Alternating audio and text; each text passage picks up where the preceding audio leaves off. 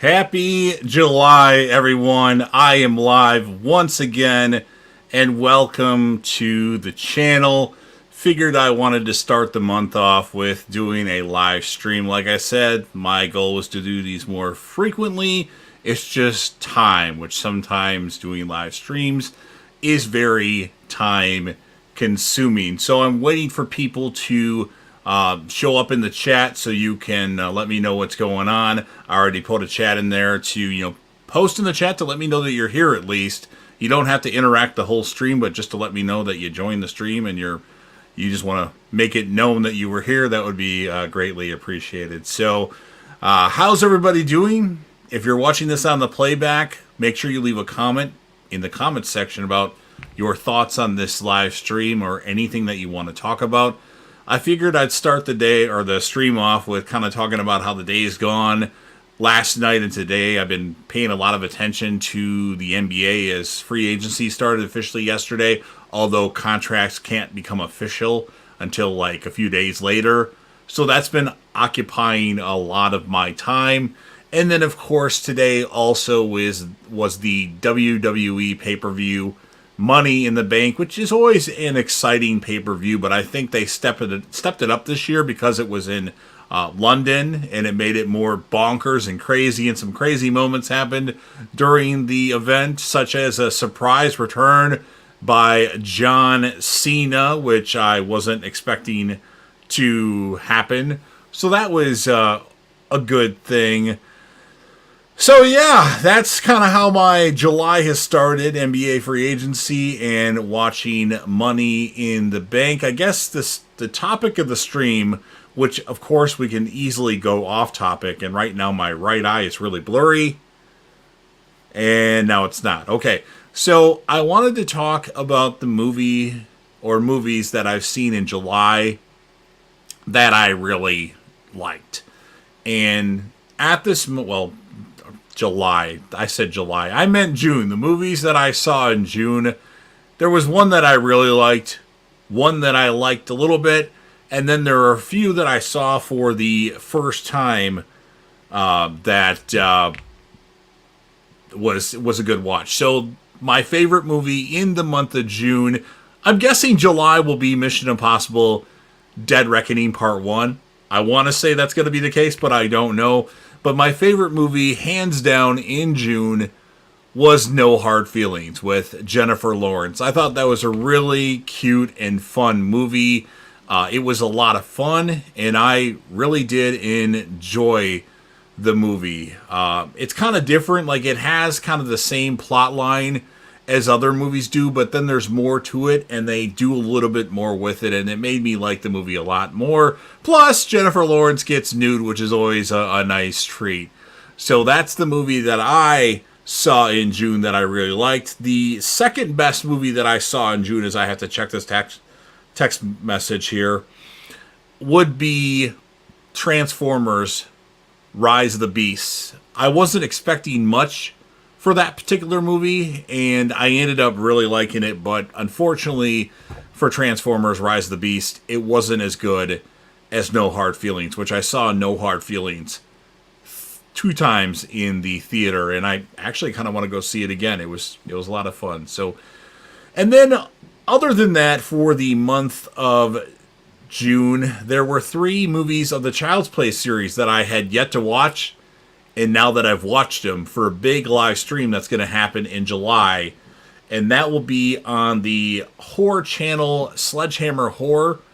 I'll be doing a live stream with them, Ken and Ashley Sledge, and we'll be ranking all the movies of the Scream, Child's Play, Evil Dead, and Saw franchise. But I finally seen 3 movies of the Child's Play / Chucky franchise that I had yet to see, and now I've seen officially all those movies for that stream, and I have to rank them from my least favorite to my favorite. Anybody want to guess what my favorite is? So yeah, I saw Curse of Chucky for the first time. Reason why it took me so long to see Curse of Chucky, I watched Seed of Chucky when it came out on DVD. The first day it came out on DVD on a Tuesday. And that totally turned me off of the Child's Play series just because the movie was so crazy in what they did.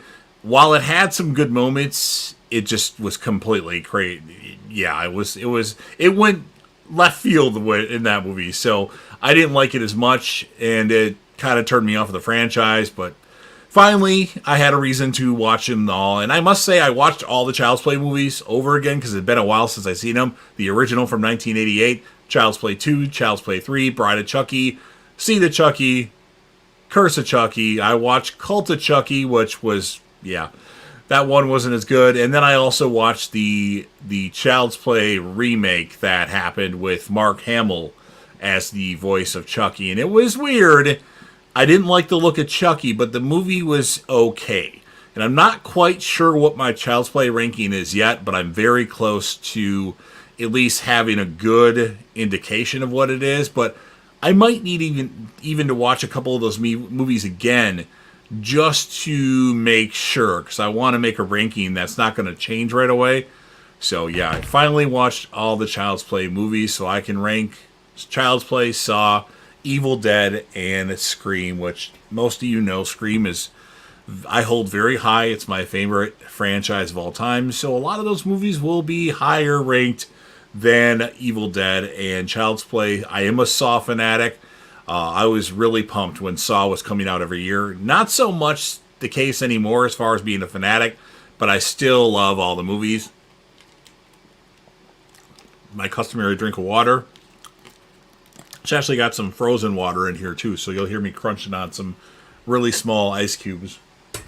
So yeah, that's what I watched in the month of June.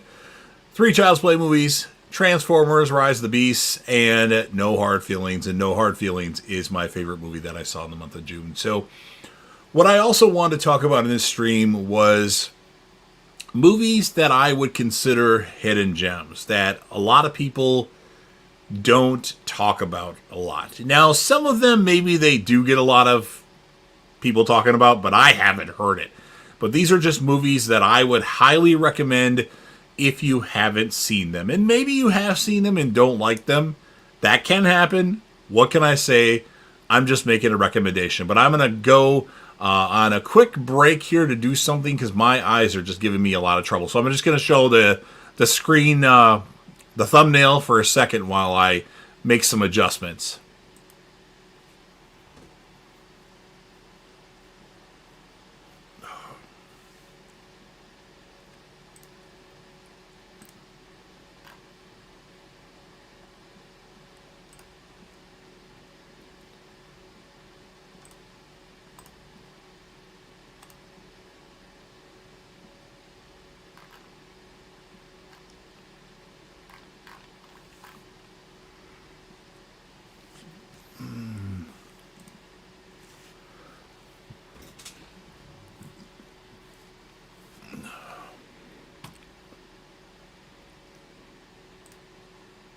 I'm back. Sorry, again, my eyes are really blurry. Sometimes when I have my contacts in, for some reason, they annoy me. And tonight's one of those nights. And plus, there's some fireworks going off right now, which I guess I kind of forgot that it was 4th of July weekend, even though I knew it was July. So you might hear some interruption with fireworks going on here, especially since it's after 9 o'clock. But the stream will continue, and hopefully we get some people interacting in the comment section very soon. Oh, we got Nathan in the chat. What's up, Nathan? How we doing, my friend? Let me know what's your favorite signing so far in free agency. Now, I know you're a Lakers fan, so what's the best signing that the Lakers have made thus far? Is it Austin Reeves? Is it Rui Hachimura signing, which I like him better? What do you think?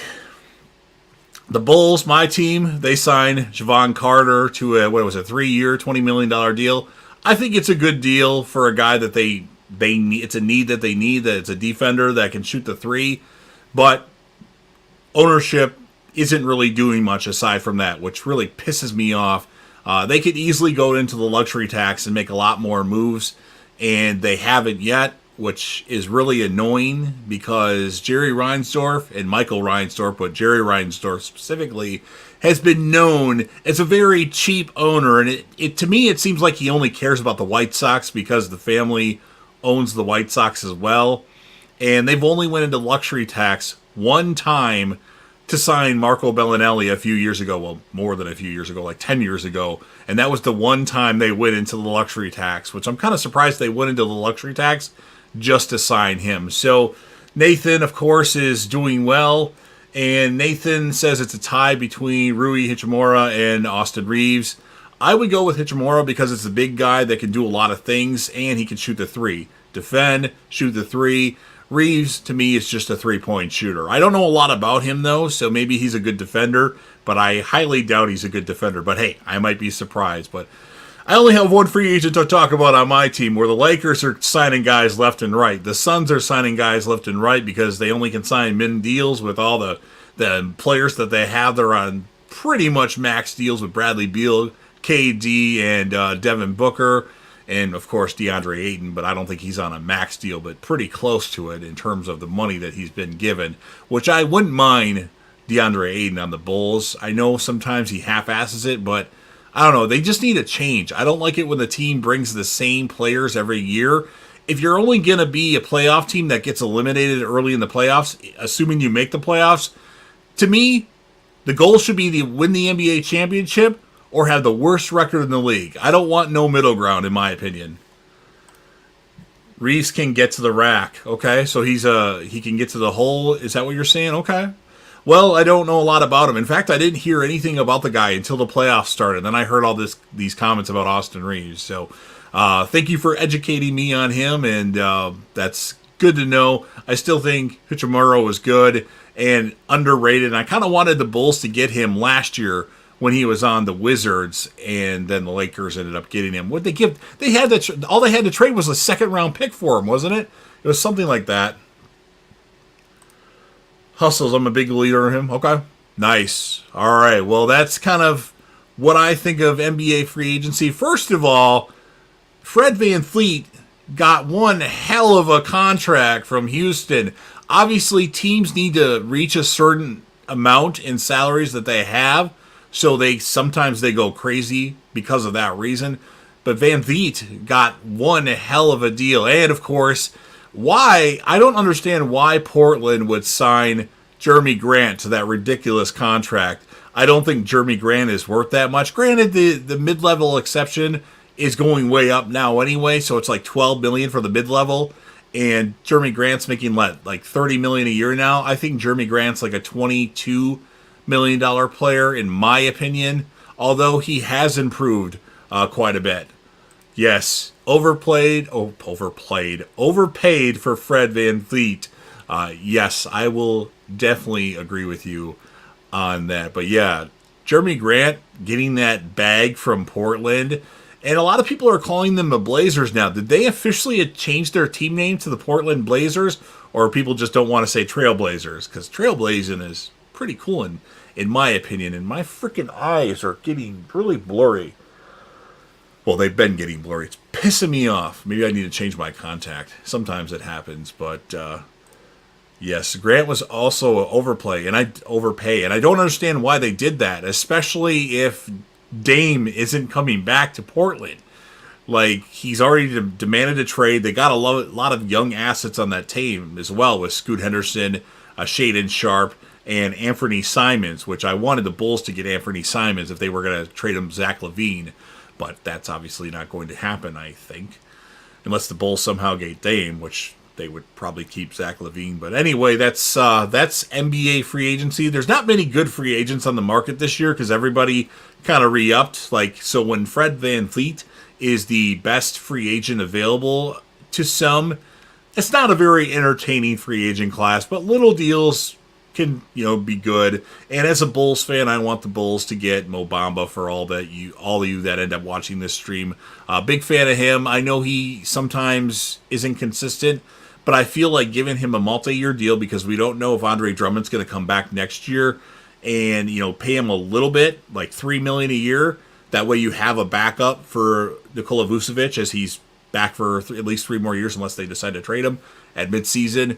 I think having Mo Bamba in the fold already, that way nobody else can get him, is a good move by Chicago, because he's shown that he can ball. He showed it with Orlando last year, or no, the year before, and then they drafted the Paulo Banchero and hardly played Mo Bamba, and then he went to the Lakers. So that's my thoughts on that. What does Nathan say here? Pretty sure it's still the Trailblazers. Yeah, that's what I thought too. And don't see anyone with a package to get Dame. Rumors are Miami's going to get Dame for Tyler Hero, Duncan Robinson, and other assets. In my opinion, that's dumb, because then you lose 2 guys that are role players on your team, and Miami typically does very well with role players. So getting Dame and trading away all their assets for the bench or other assets that they have might not be the best idea, in my opinion. So I think for basketball talk, unless there's some big news, I want to hold off on that for now, because I wanted to talk about movies that are hidden gems. And to some, maybe these aren't hidden gems and you know all about them. But I feel that if that's the case, they're not talked about enough. And these aren't necessarily my favorite movies of all time, but I think a lot of these are in my top 100 of all time. What is it going to be here? Portland wants a superstar in return for Dame. That wouldn't make sense to trade them a superstar unless you're trading one superstar for another superstar because you have too much depth at this position and the other team has too much depth at this position. That would be the only thing that I would see. Like, I wouldn't mind if Chicago traded DeMar DeRozan to Portland for Dame. Although Dame's making like $40 million a year. Scratch that. I don't want Dame. He's making too much money for a guy in his 30s. So I'm going to start this off with the movies that I think are hidden gems. If you want to add your hidden gems either in the chat, Nathan, because I think Nathan's the only one here right now, or if you want to put your hidden gems in the comment section once the stream is over with or when you're watching it, that's fine. So the first one, and it's all in alphabetical order right now, is going to be the movie called Brothers. Now, the premise of this movie is Tobey Maguire's character is enlisted in the force, or the army, whatever it is, and he gets called to action. So his family, his wife Natalie Portman, and his black sheep of the family, played by Jake Gyllenhaal, who always gets in trouble and recently gets out of jail, he kind of is there for Natalie Portman's character, which I don't remember the character names in the movie, and now my left eye is blurry again. It's really annoying me. So he goes to Afghanistan, I believe, and then he gets captured and tortured, and the family thinks he's dead. And so Jake Gyllenhaal's character is actually taking care of Natalie Portman and being like a good person and changing his ways. And then they eventually find out that he's alive, and then he comes back, and Tobey Maguire's character is really crazy. And yeah, I would highly recommend Brothers, even though I'm not a Tobey Maguire fan. I actually played poker with Tobey Maguire in 2012, and he actually knocked me out of a $5,000 tournament. Telling the truth. And he was a terrible poker player. So that's my... Other than Brothers, I don't give Tobey Maguire credit for anything. I think he's a terrible Spider-Man. Well, he's not terrible, but he's definitely not my favorite. I think Andrew Garfield or Tom Holland are my favorite Spider-Man by far. So, yeah, I would check out Brothers for sure. And Nathan's saying, oh, for sure. I'm not sure what he's saying that for. Probably the Dame for DeMar trade, maybe. Another movie which I'm sure Nathan is very familiar with, this wasn't just for Nathan, this was for everybody, is a horror movie that kind of gets batshit crazy. And that would be Cabin in the Woods. Pretty awesome movie. This group of people go to the woods, and it's been a while since I've seen it, so I might not correctly explain it, but you have random ghosts and goblins and all that happen, and there's just a whole other story with the movie, and I really like it. I'm going to be very not talk about it because I don't want to spoil anything at all about the movie, but it's a good horror movie, and it's different. It's not something that you see all the time, so if you haven't seen it already, I would recommend Cabin in the Woods. And Nathan says, yes, Cabin in the Woods is a gem. I picked all these movies for a reason. Nathan, what do you think about Brothers? Have you seen Brothers yet with Tobey Maguire, Jake Gyllenhaal, and Natalie Portman? I know it's not a horror movie, but it's pretty freaking good. Especially how dark Tobey Maguire's character gets, especially when he comes back after being held hostage. And he was held hostage for a very long time. So, Brothers, Cabin in the Woods, check it out. Haven't seen it. I would recommend it. I know, not a horror movie. I get it. If you're looking for something to watch, if you want to see good performances, check out Brothers. Not saying that's the best movie that I'm going to talk about here, but... And we have not into horror. Well, this guy, Crazy Kaufman or Kofi Man, I'm not sure exactly how you say it. Big Lucifer fan and Dexter fan, so I appreciate you being in the chat. I know it's not for everybody.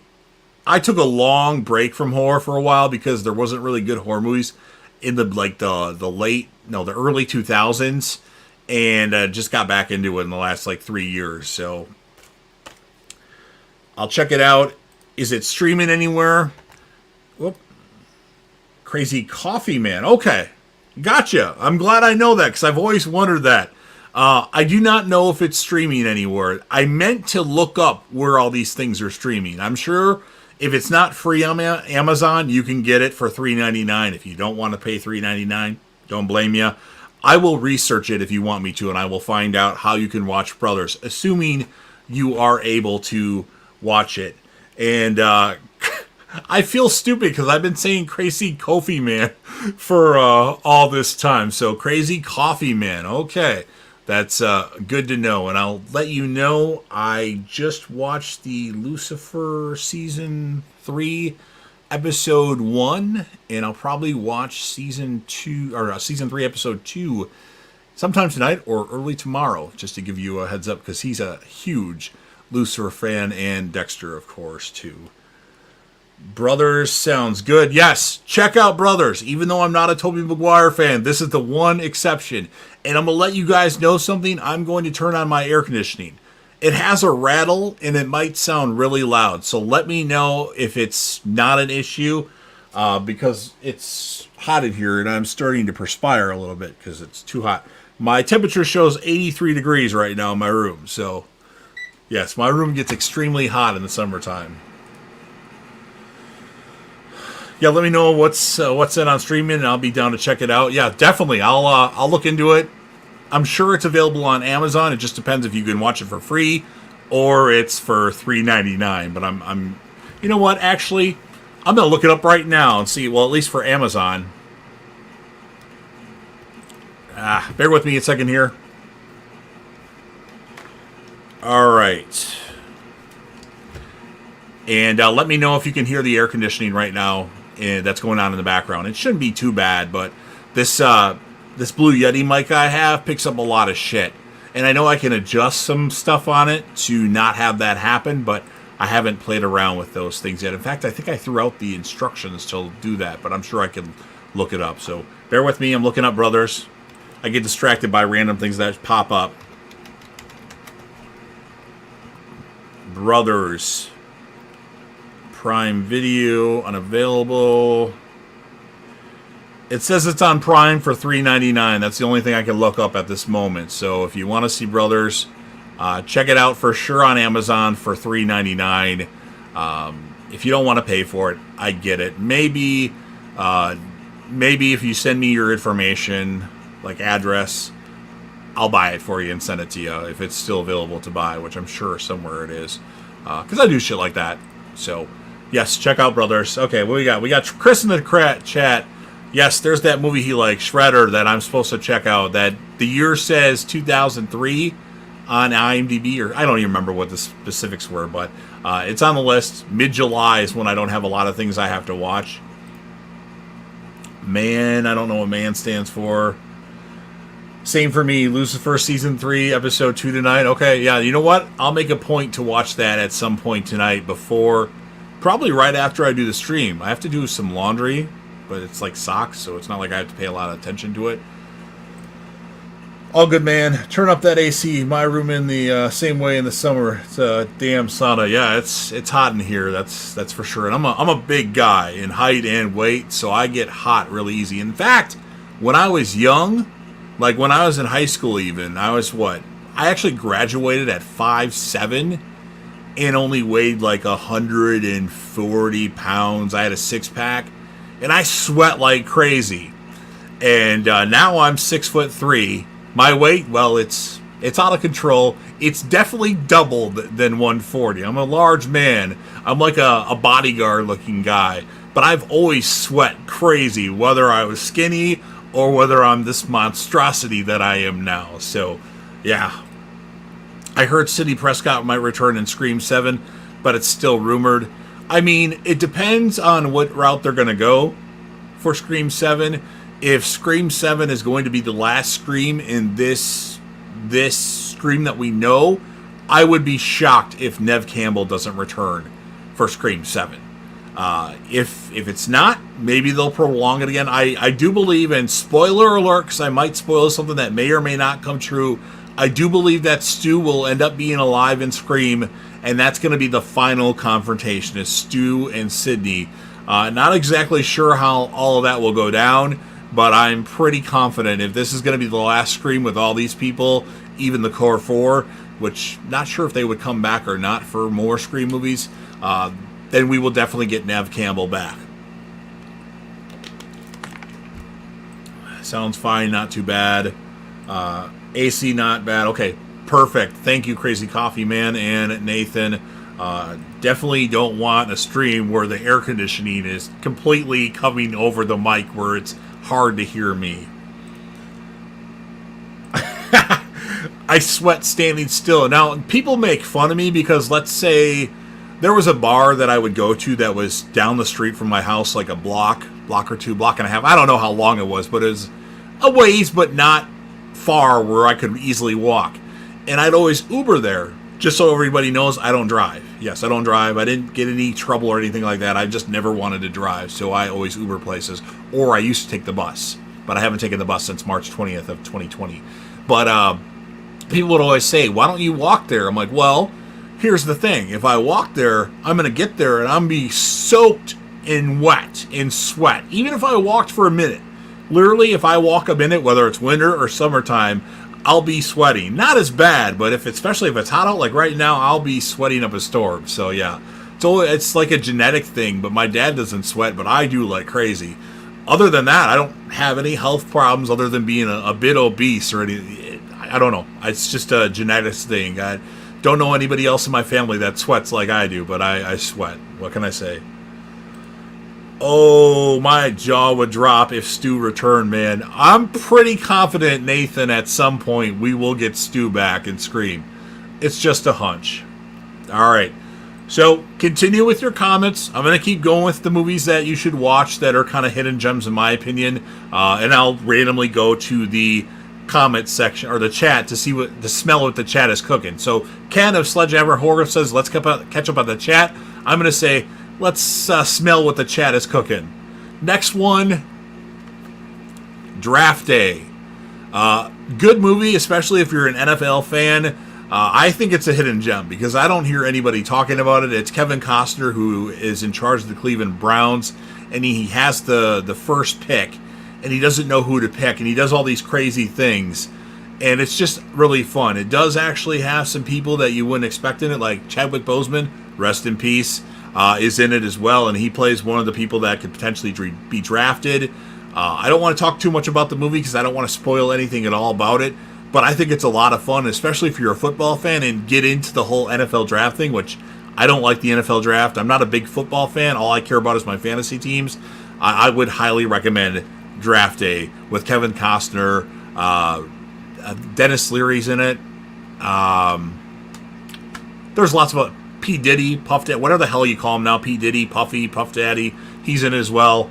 Other people I just can't remember off the top of my head. I don't have any notes in front of me. Okay. 13 Ghosts, I would say, is a gem. Absolutely, with Shannon Elizabeth and Matt Lillard. Or Matthew Lillard. I'm not sure if he goes by Matthew or Matt. Definitely. Awesome movie. The remake. I figured you were talking about the remake. Lucky is my go-to movie. Love Scarlet. You know what? Actually, I absolutely love Scarlet as well. I don't know when this all of a sudden happened, but all of a sudden I realized that I was infatuated with Scarlet. I think, spoiler alert, those of you that have seen Avengers Endgame, if you haven't seen Avengers Endgame and plan on watching it, please mute the chat right now. I'll give you 30 seconds. Because Scarlett Johansson's character of Black Widow, I'm still stalling to give you time to mute the chat or mute the stream if you're, or the playback. So when her character, still stalling, all right, you've been warned. When Black Widow, Natasha Romanoff's character in Avengers Endgame, dies, I was like, what the fuck? I could not believe it. I was like, how are they? Tony Stark or Steve Rogers were supposed to die. And then they kill off Natasha Romanoff, and I was really upset by that. And then it made me realize that I really like her character, and I've liked other things that she's been in. Like a movie called, well, I don't want to get into other movies that she's been in, but she's definitely easy on the eyes, and I'm really upset that they did away with her. And I think the Black Widow movie should have happened a long time ago and not after Endgame. It was a dumb idea. Saw it when it first came out. Pretty good sports movie. I agree. I mean, it's nothing special, but I just think it's better than like these cheesy sports movies that could potentially come out. I can't wait for Beetlejuice 2 sequel. I own Beetlejuice. I've seen it probably 3 or 4 times. The last time I watched Beetlejuice was probably in the mid-90s, if not before. So it's been a while. I don't know what more they can do. Again, I haven't seen it in a while, so I don't even remember what really happened in it. I remember thinking it's okay, but it's not one of my favorite movies of all time. Oh, the man, the myth, the legend, Ken Sledge of Sledgehammer 4. Did I just say 4? Sledgehammer Whore. How we doing, my friend? Glad to see you in the chat. Thank you for joining my chat to at least let me know that you were here, because I wanted to smell what the chat is cooking. And the chat is cooking with Nate, Crazy Coffee Man, and everybody. Chris is in the chat as well. I'm having fun. Recommended random movies. J-Dev is in the chat. I can't wait till the stream. If those of you that are horror fans in the stream on Wednesday, July 19th, I believe it'll be at 8 p.m. Eastern Time. That time could change, though, but as far as I know now, 8 p.m. Eastern Time. Again, me, Ken of Sledgehammer Horror, and his wife Ashley Sledge will be ranking all the movies in the Scream, Child's Play, Saw, and Evil Dead franchise from our least favorite, all 28 movies, to our favorite. Anybody want to know what my favorite is going to be? So check that out if you're into horror. And if you're not into horror, join the chat. Have fun with us. Let us know you were there at least. That would be cool. So looking forward to that, definitely. And of course, Nathan is a big fan of Ken of Sledgehammer Horror, so he had to do that. Nathan, my dude, yep. Glad to be here. I'm glad you're here as well, too. 9 p.m. Eastern. Okay, so 9 Eastern. So 8 p.m. my time, because I'm in Wisconsin. He's in Michigan. So the time stuff sometimes confuses me, but 9 p.m. Eastern, be there, or just join to shoot the shit with us. I like to cancel people. I'm actually working on a sign that says cancel for when Ken and Ashley talk about a movie and rank it low, so I can just hold up the sign just to be funny. I don't really want to cancel them. It's just comedy to me, but that damn list for Thursday took forever, man. It does, especially when you're ranking 33 different movies. For those of you that aren't aware, Ken and Ashley on their channel, Sledgehammer Horror, ranked all the main horror movies from Friday the 13th, Nightmare on Elm Street, and Halloween. I always say Halloween. It's Halloween. 33 movies, took a long time. And Ken put The Curse of Michael Myers as number 33, I believe, if my memory serves me. So, I mean, there's other movies that are worse than that. So, for that, you get canceled on my stream. I had to do it. But, yeah, ranking T. Parker, if he was in the stream right now, would cancel Ken for having Halloween at number 11. But hey, Nobody cares about that. It's fun. It's fun to rank movies. Everybody has a different opinion. Nathan, it's 7 for me. I don't know where Nathan is, but I know he likes Atlanta and the Lakers. So who knows? I can't wait. I can't wait either. I'm getting pumped for that. I already have my rough draft complete. In fact,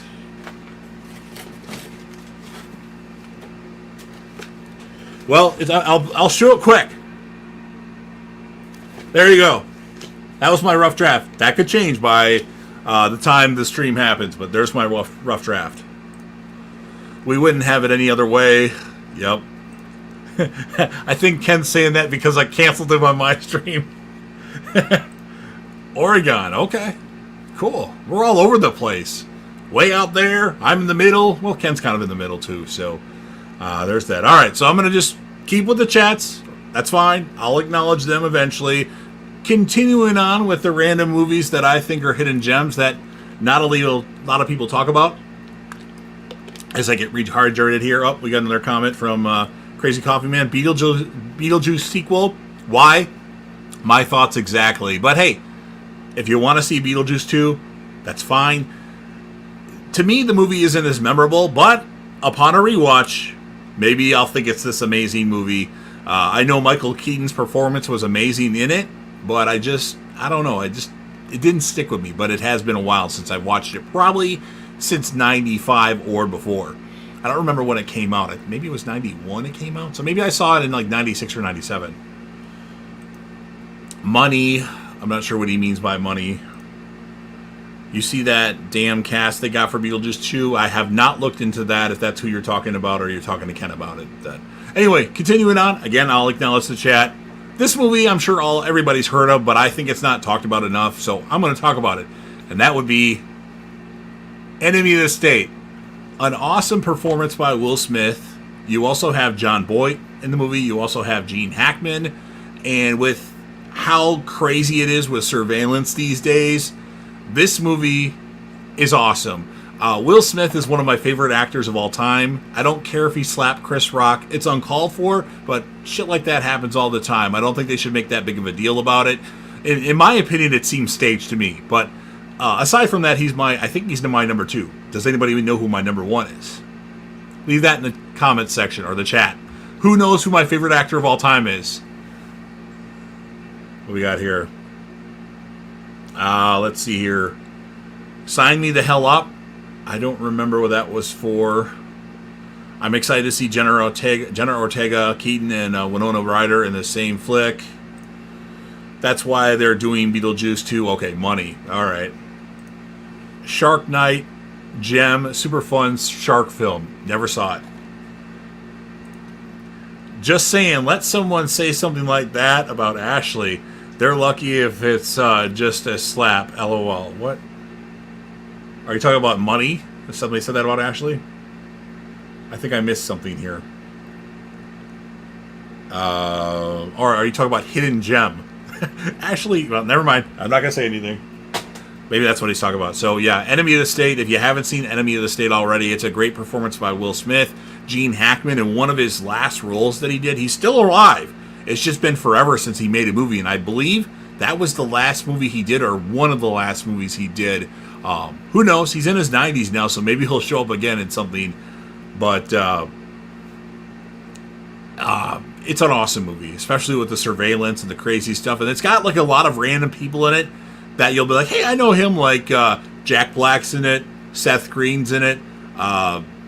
What's the guy's name? Now my brain is... God damn it, whatever. You already know who's in it. Check it out if you haven't seen it already. Go back to the smell what the chat is cooking. Have you seen the TV series The Great Season 1 and 2? I have not. Will Smith slap. Oh, okay. So you're talking about the Will Smith slap to Ashley. Okay. Obviously, if Will Smith slapped Ashley, I would slap the shit out of Will Smith. If Chris Rock said something about Ash, I do more than slap him. LOL. Obviously. Have you seen Shark Night, Ken? I haven't. Gene Hackman in French Connection was epic. Okay. I've heard of it, but I have yet to see it. So, that's that. All right. Here's one that not a lot of people talk about. I'm going to take a drink of water. So when I start saying the wrong word and like randomly saying like different things for different things, it's because my throat is extremely dry. I have like really bad dry mouth, so I got to continuously drink water. So next one.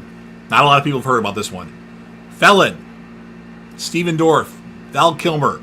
Premise, and it's been a while since I've seen it, so I'll try to give you kind of what I remember about it.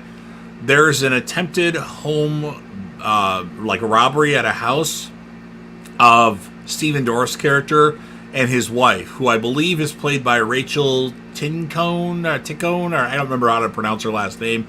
She was guard Sally Bishop in Con Air, so the main female guard that Cameron Poe helps out, she's his wife. And wait a minute. Am I thinking of something? I might be thinking of something else now. But anyway, this intruder goes into their house, and Stephen Dorff's character chases him out with a baseball bat, and he actually hits him a few times and ends up killing this person that was only trying to rob them, and he gets put in prison for it. And it's just I don't remember everything that happens after that, but I know the guy from and Lost, that plays Michael on Lost, Harold Perrineau. I'm not exactly sure how to pronounce his last name.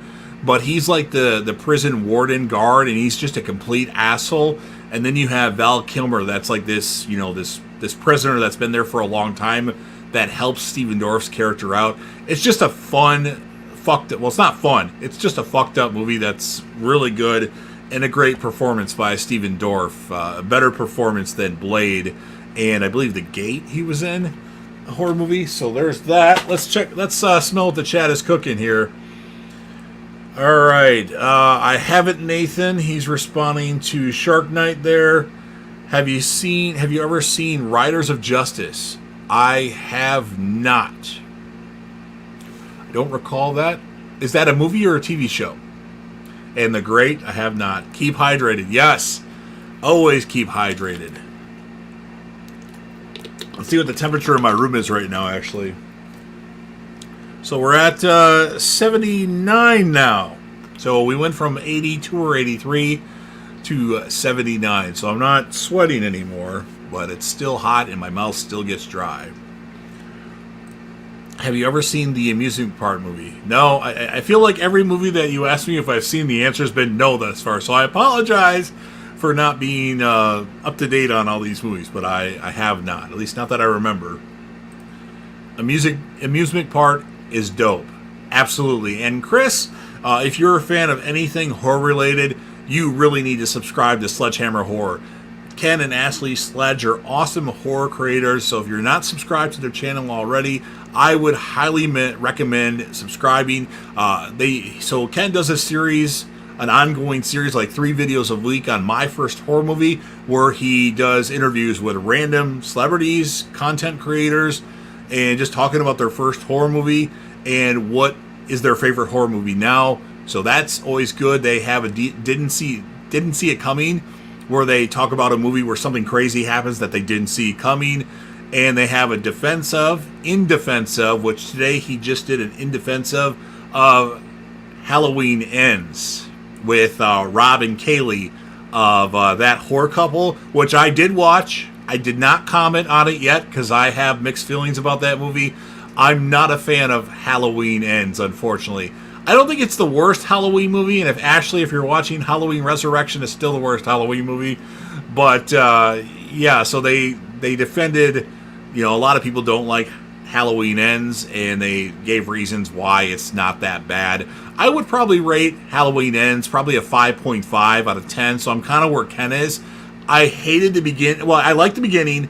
The middle sucked because it doesn't make any sense where Michael Myers... Spoiler alert for those of you that haven't seen Halloween Ends. Michael Myers is a badass in Halloween Kills. He's fucking people up left and right in Halloween Kills. And then in Halloween Ends, he's barely a brittle old man that can't do anything. I don't know why that's the case, but it doesn't make any sense to me. They should have had this character, Corey Cunningham, be in the other movies, like everybody said, Rob, Kaylee, Ken, and Ashley. But the ending is dope as hell. So I don't like Halloween Ends, but I think it has a good ending and an okay beginning. The middle's just bad. So Romero was a genius. I would agree with that. But I will give an unpopular opinion. I think the remake of Dawn of the Dead is better than Romero's original. I love the Dawn of the Dead from 2004. One of my favorite movies of all time, actually. It's true. It's one of my favorite movies of all time.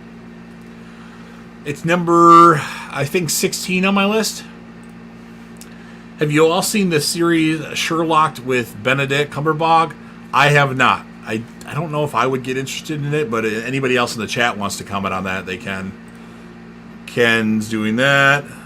Be right back for Nathan. Have you ever seen Wildland? It's a crime movie. I have not, but crime movies interest me. I'm going to start writing some of these down, just because. And if you want to make recommendations to me, leave them in the comment section when the stream is available without being live, just because it'll be easier for me in case I don't remember what it is and I didn't write it down to capture it. Wildland. Okay. So I wrote that one down. Of course, we got Shredder. And I'm not guaranteeing I'm going to watch anything, but mid-July, my schedule should be more open where I might be able to check some more stuff out, which lately I haven't had time to do. No, Halloween 6 exists. Nah, you know, I don't understand why Ken hates Halloween 6 so much. I get it. Paul Rudd is terrible in the movie. I completely agree with you, and honestly, I don't really like the female lead either. I don't think she brings anything to the movie.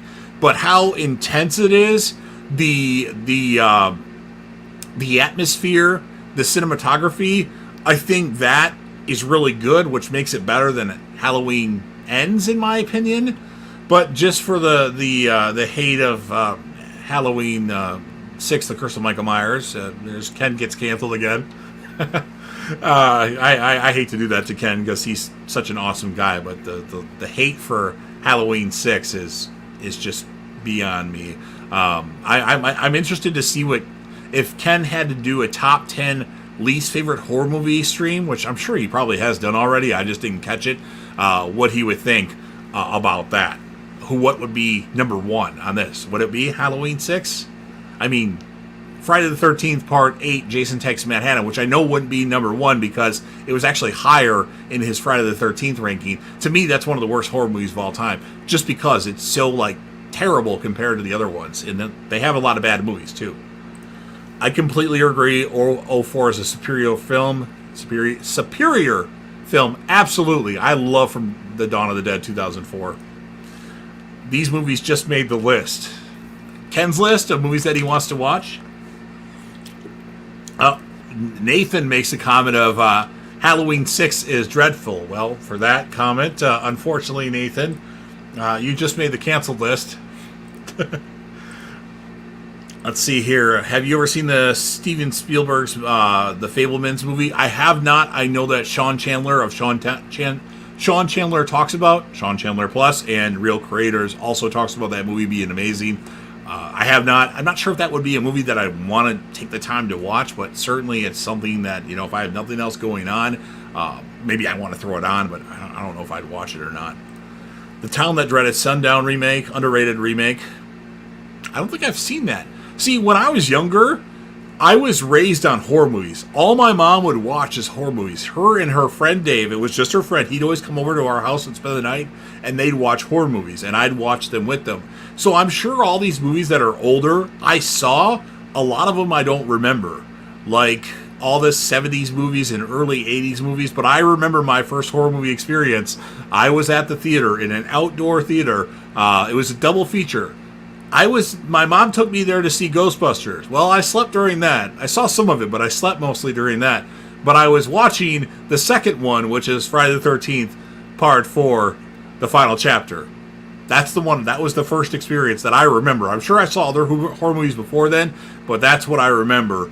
And I was raised on horror movies. And then at some point I took a break because the horror movies that were coming out were just terrible and unwatchable in my opinion. Seed of Chucky, that was unfortunately one of them. Sorry, I know Seed of Chucky gets a lot of defense. Sweet and Spooky loves that movie, but I don't. Ken and Ashley, I think, like it to a degree. They did in defense of that movie, but it's my opinion. maybe my opinion. Actually, I just rewatched it. It wasn't as bad as I remember it being, but it wasn't that good either. It was still terrible, but not as terrible. Every time you cancel me, I think of Paul Rudd-Face. Nice. Oh, I know Ken's number one most hated movie. Probably a movie that has to do with. I'm not sure. I'm not sure what that would be. I know he doesn't like The Dark and the Wicked. I don't know if that's because it was so scary, and I mean to watch that movie because he talks about it all the time. Oh, no. Oh, The Exorcist 2. I should have known that. Yes, Exorcist 2. And actually, I don't know if I've seen all the Exorcist movies. I know I've seen the first one. I just don't remember a lot about it, but Exorcist 3 I hear so many good things about. I should just buy them all just to do a ranking because I've never ranked the Exorcist movies before. Sledgehammer Horror. Your thesaurus is as bad as mine, and mine is bad. Crazy Coffee Man with a nice comment. Have you ever seen the Whale movie 2022? No, I have not, but I'll be right back.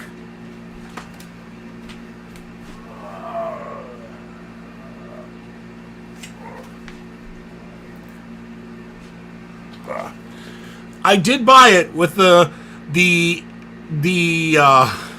now my brain is not letting me know what word I can say. With the point of actually watching it at some point, but I haven't watched it yet. But I do own The Whale. God, I was going to say the anticipation, but that's not the word. That happens to me a lot. For all those of you who don't know, I don't know if it's some brain issue or something like that, where there's words that I want to say that don't come to my mind. Like I can't think of them. So that happens to me a lot. I try not to let people know about it, but it happens. The Exorcist 3 is one of my favorite films ever. Yeah, I hear a lot of good things about it, and I don't know for sure if I've seen it. So maybe I need to check it out. I had to have seen The Exorcist 3 because I remember watching the Exorcist movies. But as far as what I remember about them is, I don't remember much. But Brendan Fraser was amazing in it. I haven't watched it yet. I bought it with the purpose of watching it, and I was supposed to watch it already, but I just haven't. So I bought that, and what's the name of the movie with a lot of words in it? Everything Everywhere All But Once, the one with Jamie Lee Curtis and the kid from Indiana Jones and Temple of Doom, Short Round. I bought that. I started watching that one, actually. I turned it off only because there's a lot going on. I'm like, okay, I'm not paying as much attention as I should be. It seemed like it was good, interesting movie. I just didn't watch it yet, so I need to put priority on that since I'm actually off until Wednesday, although I am going to the Cubs game in Milwaukee, which I'm going to call it Miller Park. That's something that wasn't supposed to be planned. That's planned now, so that takes away from some of my movie watching that I was going to do. Agreed, man. Sledgehammer Horror. I don't remember what he agreed to with, but I'm sure it was something. Have you ever seen the Knock at the Cabin? I rented it from the West Duluth Library. I have seen Knock at the Cabin with the great Dave Bautista, who I've met before, by the way, back in 2004. Knock at the Cabin, I wasn't really expecting much, especially with it being an M. Night Shyamalan movie. I thought it was okay. I gave it a 2.5 out of 5. Where's my phone? Just to prove it to you. Where is my phone at? Okay. There it is. I think the movie, I'm not trying to spoil anything here, but I think it slowed down at the end, and it did something at the end that I wasn't expecting, and for an M. Night Shyamalan movie to do something at the end, it wasn't as memorable as other movies that he would do. So, just to give you guys an insight into what I watch, there's my Knock at the Cabin. 2.5 out of 5. It was alright, though. I enjoyed it.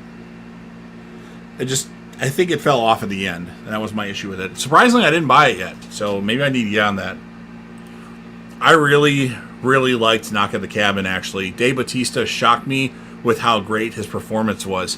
Dave Bautista is actually a really good actor. Have you seen the movie Stupor? I know it sounds stupid, but actually that was really good with Dave Bautista. It's a comedy, though, which I think this performance is much better than Stupor because it's a different type of role. Tigers just tied the game against the Rockies. Go Tigers, go. All right.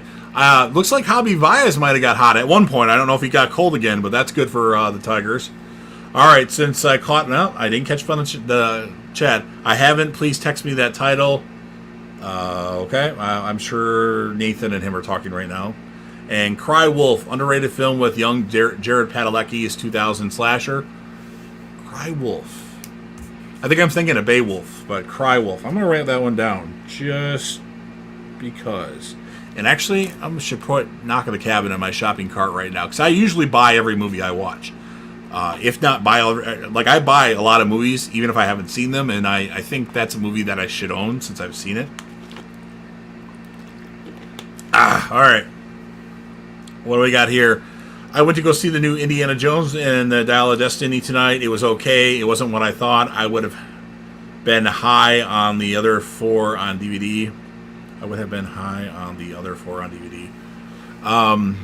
I was going to go see Dial of Destiny, but here's a funny story. So growing up, every Indiana Jones movie I watched was always the Temple Doom. That was the only one that was ever on. So to my knowledge, I've never seen any of the other original 3 Indiana Jones movies. Until recently, I bought the whole box set, 4K box set from Best Buy, and I watched Raiders of the Lost Ark. Well, I tried to watch it. I dozed off a few times, and then the movie was over with. So my intention was to watch it and then rank the franchise, but I never got through that one very good, and then I just gave up on it. I intend to watch it pretty soon here to do a ranking when it comes out on 4K or streaming, if I actually watch it on streaming, but I haven't yet. I did see Kingdom of the Crystal Skull in the theaters whenever it came out. My friend Chuck begged me to go see it, and yeah, it was terrible. And still, to what I know, I don't think I've ever seen The Last Crusade before. I don't know how. The Temple of Doom was always the only movie that was ever on, it seemed like. Ugh, eyes are bothering me again. Whoop.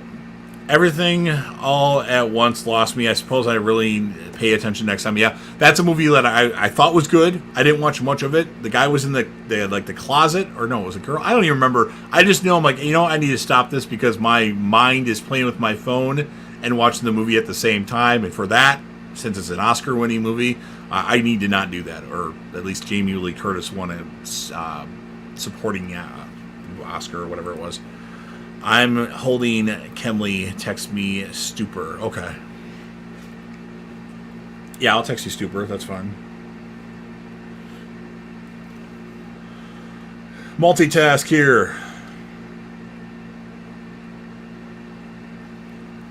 God damn it. My phone does not type the right stuff half the time.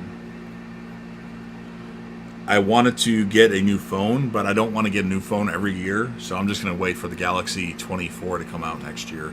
But I really want to... who are you referring to about the text, Ken? Well, if he was referring to me, I already texted him. JDiv, okay. See, I'm not reading all the comments right away. I read them when I pull them up, but yeah. Stupor, the Batista movie. Yeah, it's pretty funny. And it's more to it than that. Like, it's funny, but like... I don't know. It's been a while since I've seen it, so it's not as fresh in my mind, but it was pretty good. I meant to say I own all 4 of the Indiana Jones movies. Yep, I own all of them as well. I think I said 5-disc box set. It was only a 4-movie box set. And Nathan gives a thumbs up. And have you ever seen the Human Centipede 1, 2, and 3 movies? Funny story. My friend Michelle, who is obsessed with horror movies but won't ever do YouTube, and doesn't want to partake in live streams as far as chatting. She's somebody that I go to horror conventions with all the time. I watched Human Centipede 1 because of her. Now, I've heard very negative things about the movie, saying it's gross as shit, as I rub my eyes here to get them less blurry. And nothing about the movie really impressed me all that much. Didn't gross me out at all. Yes, I know their face was in the ass and all that, but it didn't look bad to me. I was hoping there would be a little bit more nudity, where there is nudity, but it's only like when they're crawling around. So I thought it was not that good, and I didn't watch the second and the third one because the first one just didn't do it for me. But I don't think it's gross. I know the image of it is gross, but it didn't bother me. It takes a lot to really get me to go ugh. But yeah, Human Centipede, it was just boring, and yeah, I love Human Centipede 1, 2, and 3. Are ridiculous, however, okay? Some are weird-ass movies, Chris, yep. I can't wait for the new Leprechaun movie or TV series that they're doing. Wow, we have a Leprechaun fan in the chat. I grew up on the first 3 Leprechaun movies, And then I watched Leprechaun in Space and Leprechaun in the Hood, and I have yet to watch any of the other ones. I own them all now. I've owned them all for a while. I've owned the first 7 or however many there are, and then I just bought the new one shortly after St. Patrick's Day with the intention of doing a Leprechaun ranking video on March 17th. That is my plan. So if you want to hear me talk about the Leprechaun movies, I will be doing that on March 17th of 2024. I will post a video at 7 a.m. because that's usually my upload time. That's the plan, but then I have to sit through all those movies again, which first 3, I think I could do pretty easily.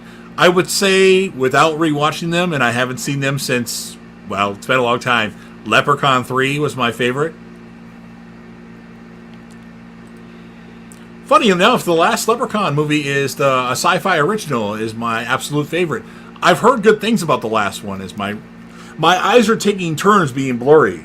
It's like something's wrong with my contacts. Yes, I wear contacts because I do not see very well. Hey, I caught up on the chat. All right, I'm going to take a break from the chat for a few minutes so I can talk more about movies because that was the purpose of the stream. But I love interacting with everybody, so keep chatting. I'll smell what you're cooking as soon as I'm done. So next one, I'm going to take this off the screen here. Man, it's honestly so good. All right, I'll put emphasis I want, maybe getting those watched sooner. Next one, which I think is probably more known to people. If you're a fan of horror movies and like horror movie YouTube or horror YouTube channels, Cody Leach, which I know Ken is a fan of, and I'm sure that Nathan is a subscribed to Cody.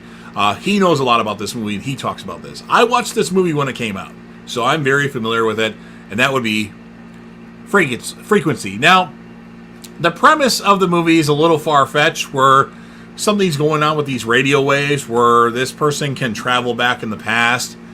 But so you have Jim Caviezel and Dennis Quaid. Jim Caviezel's the son, Dennis Quaid's the father. Dennis Quaid dies in a fire initially, and then Jim Caviezel's able to go back in time and make it so he doesn't die in a fire. But then it ends up happening, him doing that made his wife die by a serial killer. So Jim Caviezel is going to find this serial killer, and it's a crazy good movie. It has some good moments in it though. As now my right eye is blurry. This is getting ridiculous here. I almost want to take my contacts out and put glasses on, but I hate wearing glasses, especially on camera. But yeah, if you haven't seen Frequency yet, check it out. I don't want to talk more about it because I'll ramble and give away things about the movie. All right. I'm going to catch up on the chat really quick. I loved the 3 Ring movies. I've only seen the first one. I can't remember if I saw the second one or not. I do like The Ring. The Naomi Watts The Ring, because I know there's the Ringu from the Japanese one. The first one, awesome movie. I can't remember for sure if I've seen the second one or not, though. Oh, Leprechaun Returns is really, really good. All right. The Grudge movies are pretty interesting. I own the first Grudge movie with Sarah Michelle Gellar, and I don't remember a lot about it. I know I watched it, but I don't remember really liking it all that much with the... that's kind of all I remember, if I'm talking about the right movie. Yeah, Cody's the man, yes. Cody is awesome, and maybe someday when I get more acclimated to streaming and have a purpose to stream, like a good solid topic, I'll ask Cody if he's available, but I'm too new at this, but I do a pretty good job when I want to say the correct word, which I have problems with all the time. Love Frequency, but man, does it break my heart. I don't want to spoil anything, but there are parts which are heartbreaking, yes. You use a clean cloth, not your hand on your eyes. Trust me, there is crap on your hands.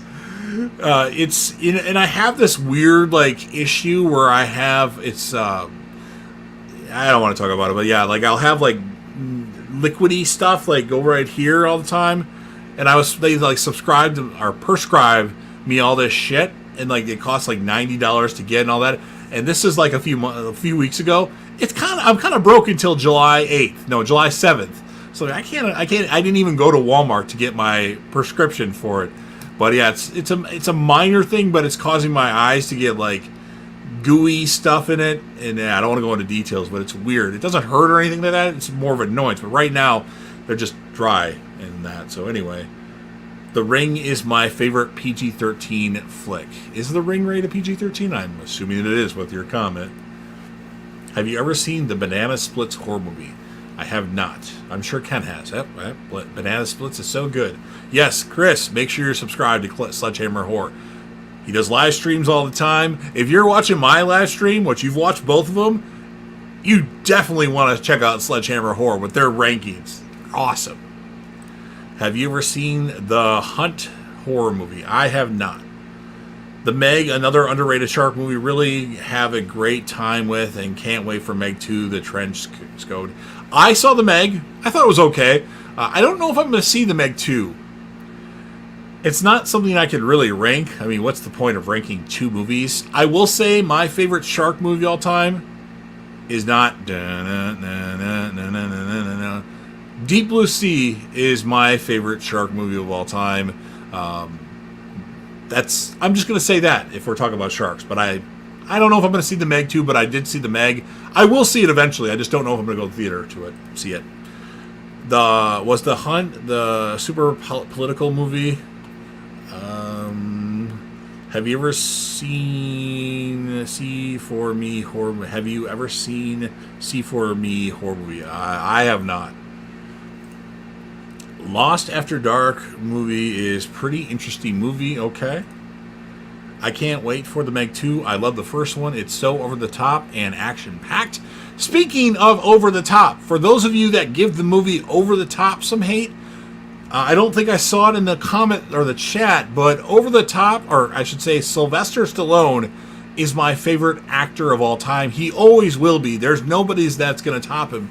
And people shit on the movie Over the Top. They shit on the movie Stop or My Mom Will Shoot. They shit on the movie Judge Dredd. Well, Judge Dredd, the Stallone one, I didn't even like that one. Stop or My Mom Will Shoot. I had fun with that when I was a kid, but it's not that good. But Over the Top is a really good movie. Okay, the kid, Michael, in the movie is annoying, but aside from that, the movie is really good. I'm going to say Over the Top is one of my favorite movies of all time. It's like top 50, top 70, something like that. I just had to go on a rant there about Over the Top. I know it was... He just said Over the Top in the comments talking about another movie, and I had to mention that. Deep Blue Sea for me. Yep, Deep Blue Sea is awesome. That LL Cool J song, Deepest Bluest, my hat is like a shark's fin. I can't remember the lyrics now because it's been a while, but I remember coming out on public access to that song for one of the shows I did. Because I used to come out to songs all the time. That was my thing, like wrestling entrance. Because for those of you that know, I was super into wrestling in my younger years. Like, literally from like age 5 or 6 to age probably 29 or 30. No.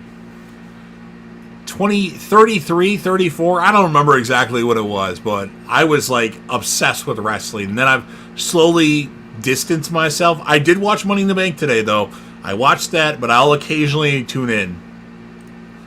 Absolutely, Ken, absolutely. Rambo or Rocky franchise? Rocky, I have yet to see all the Rambo movies. I know. I've seen the two newest ones. I'm sure I've seen parts of the other ones, but I don't believe I've seen them all in full. I know it's a Stallone movie, and I haven't seen it yet. Surprising. Have you seen any of them? I don't know if that was to me. Oh yeah, Jay, LL is is awesome and hilarious, and yeah, he's great. I'm glad he. Spoiler alert!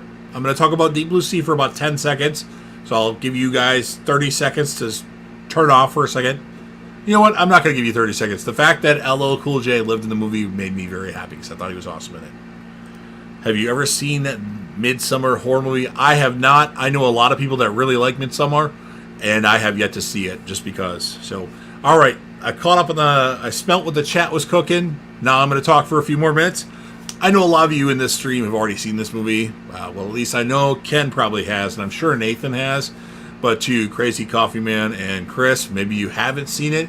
This movie is a Hulu exclusive. I own the movie because somebody made a really good copy and sold it on eBay, and it looks good. So I do that. If there's a movie, if I can get a copy of it that's in good quality, I will get it. Simply because I fucking hate streaming. I want to own everything. It is fresh. This movie's fucking awesome. Now, as far as what the movie's about, I'm not going to tell you. The movie has Sebastian Stan and Daisy Edgar Jones. This chick meets this guy at a grocery store, and they have some chemistry. And then he takes her on a weekend getaway. That's as much as I'm going to talk about the movie. It's a psychological horror film. I'll just say that. If you haven't seen Fresh, watch it on Hulu. It's awesome. Although I know Crazy Coffee Man's not a horror fan. Well, if that's the case, then you probably don't want to watch it. But it's... Uh-oh. We have a Dexter comment in here. So, yeah. So, Fresh on Hulu, I would recommend it. So, I'm going to smell what the chat is cooking here because I saw a comment that I like. Ken likes Midsommar a lot. Yeah, I know Haunted Hippie likes Midsommar a lot. I can't remember if Cody likes Midsommar. Yvonne Strahovski and Stateless is totally different than Dexter. Stateless. Okay, you've got me writing stuff down now. Stateless. Misspelled. Haven't seen any Rocky or Rambo films. Wow. All right. I'm going to give a very hot take here. The original Rocky, I think, is very overrated. I'm sure for its time, it's an awesome movie. I just rewatched it. I don't get as much enjoyment out of the original Rocky. I know the performances are really good. The scene with Rocky, Paulie, and Adrian in like the living area at Paulie's place is crazy when Paulie gets mad. But I just feel like the movie's a little bit overrated. I like the second one a lot more. I know a lot of people, their number one Rocky movie is easily the 76 Rocky movie. I tend to not like movies made before 1980. I don't know what it is, but that's just me. But I don't hate the movie, but I think it's like the Halloween of the Rocky franchise. Well, no, actually, I think Halloween is much better than Rocky. Rocky, I would put, was it 5th in my Rocky ranking? I can't even remember. So yeah, there's a hot take. Cancel me. You know what? I'll do it myself, actually. I'm canceling myself. So, yeah, I deserve to get canceled for that one. Again, I don't enjoy it as much as other Rocky movies. Yeah. Gotta get the kids to bed. Have a great night, man. Can't wait to see you soon. Yeah, I appreciate you stopping in, Ken. Definitely, if you're here, subscribe to Ken's channel while you're here. Make sure you're subscribed to Sledgehammer Horror if you're a fan of horror movies. The Annabellum is a pretty interesting horror movie. I have not seen it. I'm sure Ken and Nathan have. Fresh is dope. The dating scene is so messed up. Yeah, that's a crazy movie. Dressed to Kill, absolutely underrated film by D. Palma. Strangely enough, not really to do with this, I'm not good with directors. And like people ask, who's your favorite director? And I go, I don't fucking know. I guess I don't really pay attention to directors as much. A lot of people say Nolan. I like the 3 Batman movies, Dark Knight Rises, and Batman Begins. But after that, I don't really get it. Inception was okay, but like I still don't really love it. And Oppenheimer comes out soon. I'm not sure how that's going to be. But yeah, I don't really have a direct... honestly, one of my favorite directors is probably Ben Affleck. Ben Affleck's made some really good movies.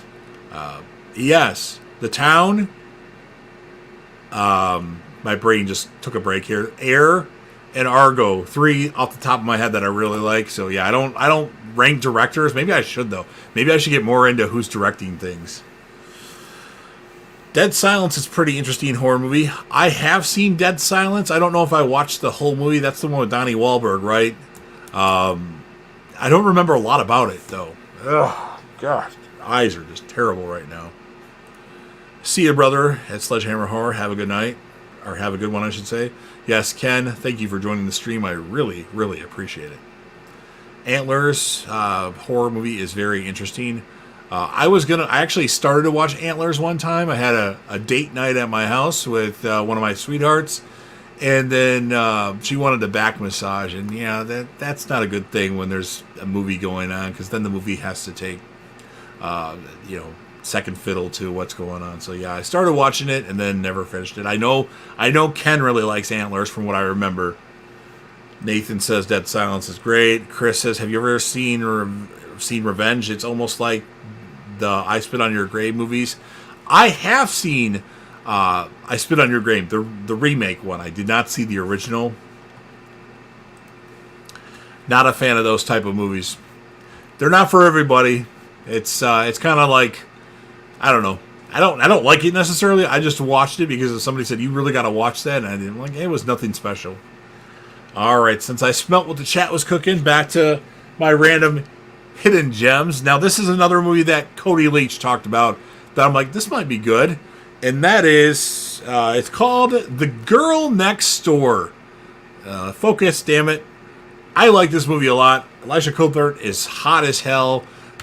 Basically, it's about this kid that has a porn star move next door to him, but he doesn't know that she was a porn star. He doesn't know that at first, and he actually begins a relationship with her. As I'm having issues speaking, it happens. But yeah, if you haven't seen The Girl Next Door yet, I would recommend it. I'm not going to go into any more details because there's not a lot to talk about without spoiling the movie. But we know Clyde Phillips and Vince Gilligan. Yes, Vince Gilligan, love. Clyde Phillips, I don't know. Clyde Phillips fucked up for Dexter New Blood, so Crazy Coffee Man, I'm not sure if that would work anymore. But I have faith that he's going to be involved in Dexter New Blood Season 2. And Dexter, spoiler alert, if you don't want to know anything about Dexter, mute it right now. I won't talk about it long, for about 10 seconds. I feel that Dexter, spoiler alert, will end up being alive. And he will be back in Dexter New Blood Season 2. Just my opinion. I thought I Spit on Your Grave 4 movies are pretty interesting. I thought I Spit on Your Grave 4 movies. There's 4 movies of that franchise? Or that series? Okay. I think you must have mistyped something there, or misput something in there. Clyde will go down for the 3rd time. Yep, he will. All right, so we've talked about a lot of movies thus far, and if there's any recommendations that you want to make, I am writing some things down, but I can't write everything down. Well, I guess I could, but if you want to leave a comment after the stream is over with, and I'm not saying just to leave a comment to help with the YouTube algorithm, although that does help. Sometimes maybe I shuffle my papers and throw things out by accident. So if you leave a comment on the stream, which I do watch a lot of my stuff, I guess I could watch the stream over with. But to save me time from hearing me ramble, if you leave it in the comment section once the stream is over with, it'll be there forever unless I decide to delete it. So just keep that in mind. The Visit horror movie PG-13 is a pretty interesting movie. That's an M. Night Shyamalan movie, right? I believe I saw that in the theaters with one of my exes. That was the last movie we saw in the theater, actually. And I went to a lot of movies with her. So I believe, I'm pretty sure I saw The Visit. Good movie, Chris, here by Nathan. And did you hear that? I almost said good music, Chris. I don't know why I do that. It's like my brain can't comprehend what I want to say. So it like combines random words together that don't make any sense, but yeah, it's something I deal with. I don't know. I was hit in the face with a baseball bat when I was 8 years old. I don't know if that has anything to do with it. That's something that's happened more recently, though, where I've had issues with that. Sometimes it happens, sometimes it doesn't, but I deal with it. All right, so I'm going to show you a 2-pack set here. I'm only talking about one of these movies. Really awesome movie. If you're a fan of the movie The Invisible Man, the newest Invisible Man movie that recently came out, I think it came out one of the last movies before the pandemic, and then that was a really good movie. I was surprised by that. Cody Leach recently put me onto this. It's Hollow Man. I have not seen Hollow Man 2 yet, so don't pay any attention to Hollow Man 2, but I saw Hollow Man when it came out in 2000. Didn't really think much about it. Watched it, moved on to the next movie. But Cody Leach made just movie you should watch video, and he talked about Hollow Man. And I'm like, I watched that movie. I don't remember it being that good. So I bought it on Amazon, watched it, and the movie's freaking awesome. I feel like the special effects even hold up. So there is some brief sexual assault in the movie, which obviously could turn some people off of the movie. It's not a lot, but there is some in it. But other than that, I think it's a pretty awesome movie. And I think it's better than The Invisible Man, although I should watch The Invisible Man again to see where my thoughts on that are, because I really liked it the first time I watched it. Then I started to watch it again and I turned it off. So actually, scratch that. I initially turned it on once and then turned it off right away, and then watched the whole movie and then put it on again and turned it off. So that's my history with The Invisible Man. Let's smell what the chat is cooking here, as I can barely see here. Well, I don't have a cloth handy, otherwise Crazy Coffee Man, I would use a cloth. I knew it. He's alive. I think I know what he's talking about there. Smiley Face Killer's horror movie is pretty interesting. Have not heard of it. Intruder, underrated, fun, late 80s slasher. I'm going to write that one down. It sounds good. Smiley Face Killers. That just sounds bad. I'm sorry. Sweeney Todd, the Demon, Barber of Fleet Street horror movie is pretty interesting horror movie.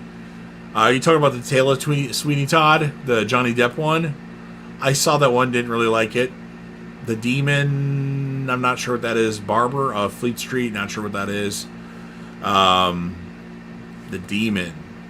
I'll write those ones down. Not guaranteeing I'm going to watch them, but I'll write them down. Alright. The Bye Bye Man horror movie is a pretty interesting movie. Have not watched it myself. Whoop. God damn it. Slender Man horror movie is a pretty awesome movie. Okay. Good kills in a J-Dev. Okay, Intruder. I'm going to watch that one. That actually sounds interesting. I'm putting priority to some movies. Is it streaming anywhere? Oh no, Chris. I was a fan of that. Okay. Alright. So I smelt what the chat is cooking to Mock the Rock. Hollow Man. The first one with Kevin Bacon. Also has Kim Dickens in it, amongst other people. I would seriously check it out if you're a fan of The Invisible Man. Yes, there is some sexual assault. It's not a lot, but there is some. I think it's a pretty good movie. Got a pile of movies here on the floor that are getting very organized, or disorganized, I should say. All right. Next on the list, I'm sure a lot of you in the chat have seen. How many people? We got 3 people in the chat here. That is Identity. Now, I know people talk about this movie. I know Ken really likes Identity. I really like Identity too. It has a really good cast. Basically, the premise of the movie is this character is on death row, and like the doctor or psychologist is trying to figure out a reason why he shouldn't be on death row. And then he talks about a story of all these people that died at this thing, or I don't exactly remember what it is. Somebody got hurt or something like that. So all these people are at a hotel. You have John Cusack, you have Ray Liotta, you have, I know there's other people in the movie, and now my brain is John McGinley from Scrubs, which he's not a big role in the movie. Amanda Peet. Oh my God, I almost forgot about Amanda Peet. All these people go to a hotel or end up at a hotel, and then people start getting offed one by one. And just a really good psychological-ish horror. It's not super horror, but it's got horror elements in it. But Identity is awesome. It's not like a scary movie, but it is. I would recommend Identity. Who's it directed by, actually? James Mangold directs it. Okay. That the guy that's behind Logan? Am I seeing that right? Yes, I'm seeing that right. Wow. Okay. I'm going to smell what the chat is cooking here. Identity sounds good. Yes, I would recommend the Identity. I know you're not a horror fan. It's not like... Well, I guess, yeah, you can classify it as horror. I don't think it's as, like, brutal as some horror movies, but it's psychologically, like, crazy, and there's weird shit that happens that... The Sledgehammer horror that was in the chat, Ken, didn't see that coming. There's some didn't see that coming moments in Identity, so that's what I would say about that. See No Evil 2, fun-ass slasher with Kane from WWE, Glenn Jacobs, the mayor of Knoxville, Tennessee. I did see the original See No Evil. I did not see No Evil 2. I don't know if I need to see it. As the Killer, Restricted Area horror movie is pretty awesome movie. Okay. Deadly House, much like mine. Deadly House. Okay. Again, I'm writing things down as I go here. I really wish my eyes wouldn't be as blurry right now. It's kind of annoying. Let me do this. That just makes them worse. Turn more lights on in here. It's a little dark in here, I guess. Maybe that'll help with me seeing things. Killer Tattooist. Horror movie is pretty awesome movie.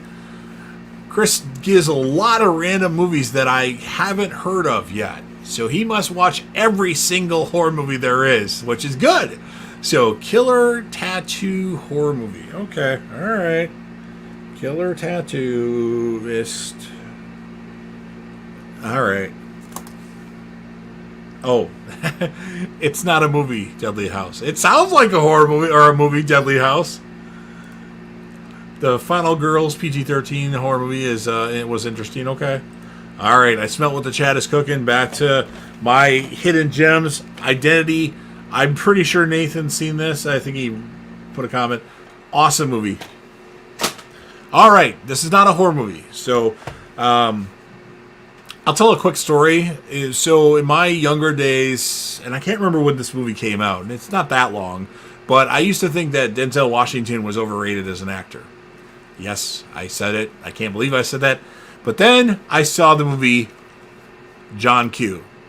Focus, damn it. There we go. So the premise of John Q is he has a son and a wife. His son, who's like 11, 12, he likes to play baseball. And his son is a bigger kid, but not super big.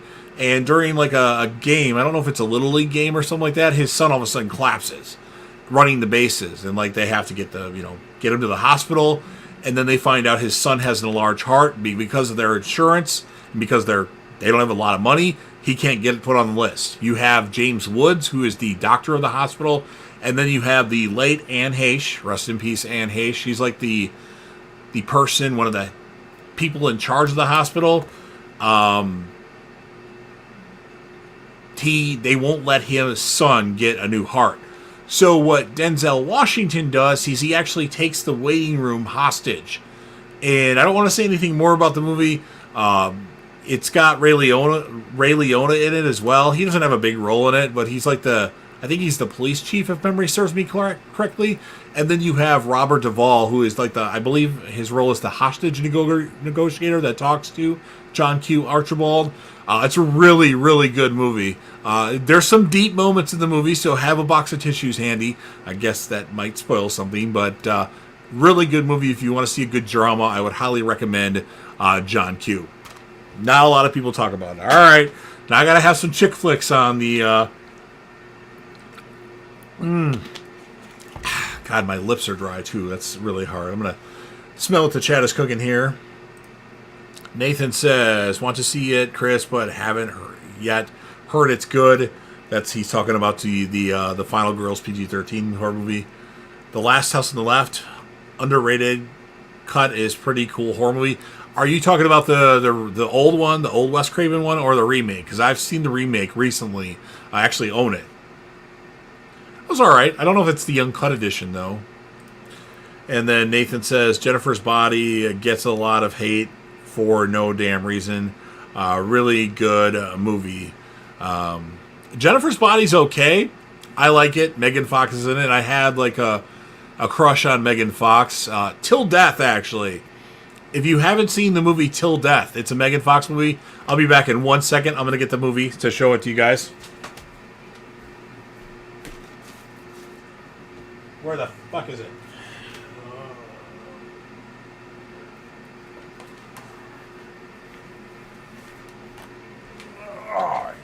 All right, I added another movie to it. Till Death, Megan Fox movie. Her boyfriend or husband, I can't remember what his role is, handcuffs himself to Megan Fox. And then he shoots himself and kills himself. So she's handcuffed to this dead body. Really good movie. Kind of a comeback for Megan Fox. It came out a year or two ago. I like it. Check it out. If you want to see if you have an infatuation for Megan Fox, like I kind of do. It's not as much as it used to be when she was in the Transformers movies, which I love her roles in the Transformers movies. Why is my camera off center? Okay. Desperation horror movie directed by Stephen King. Okay. All right. So back to, I said I had a chick flick of sorts on here, and yeah, it's a movie that it's kind of a go-to movie that I watch every so often. It's Maid of Honor with Patrick Dempsey and is it Michelle Monaghan? Yes, Michelle Monaghan from the Mission Impossible movies. Basically, the premise is they're best friends. She all of a sudden goes away to Scotland for a certain amount of time, And then she comes back, and he realizes he kind of has a thing for her, and then she says she's getting married. And she asks him to be her maid of honor. And the premise of how they meet was he went in there, asked the wrong girl out one night, but then they became friends. And I don't want to say anything else about it, but really good romantic comedy. So if you haven't seen Maid of Honor, check it out. It's fun. It's a lot of fun. I like it a lot. All right, let's smell what the chat is cooking here. Crazy Coffee Man on my list. John Q. John Q is really good. Remake. He's talking about the remake. Yeah, the remake's okay. I heard things about it, and I was expecting it to be more brutal. And while it's brutal, it doesn't really faze me all that much. So I guess it was a bit overrated in my opinion, but it's okay. All right. Some of these movies I just don't hear people talk about enough, or they're older, so people don't talk about them anymore. So I'm sure people have heard about this movie, but if they haven't, it's a comedy. Let me take this off here. What's Nathan have to say before I do? Sabonis and the Kings reworked a contract which extends him and gives him more money. NBA news. All right, actually, let's check up the NBA news for a second here because, I want to see what my Bulls are doing potentially. Go to NBA trade rumors here. Thunder signed Jack White, whoever the hell that is. Raptors notes Alex Lynn's to the Kings. Patty Mills to the Nets. So check out my NBA hoop rumors here. And I got a text message. Ken Sledge gave me a nice remark for my Stuber text to him. All right. Okay. Sometimes I get off topic and randomly talk about other things. That's what I do. Next movie, I'm sure you guys have heard of this already, but if you haven't, thought I better talk about it, and that would be The New Guy. Whoosh. Crazy guy. DJ Qualls is this nerd that gets embarrassed at his high school, and then he goes to a different high school, and he actually purposely gets expelled from his other school so he can go to another school. And it's just like he meets people. He takes on this new identity and like looks cooler and acts cooler, and becomes like the school badass when he's really not. Elijah Dushku's in it, who I absolutely adore Elijah Dushku, especially in that movie and Jay and Silent Bob Strike Back. Eddie Griffin's in it. Other people are in it, but it's just fun. He does this thing, crazy eye. Whoosh. I'm sure you guys have seen it already, but if you haven't, I would strongly recommend The New Guy. I don't know what it's on. Oh, Zoe Deschanel is in it. God, I didn't say that right at all. Zoe Deschanel. It's getting my lips. All right, what do we got here? Oh, smell what the chat is cooking here.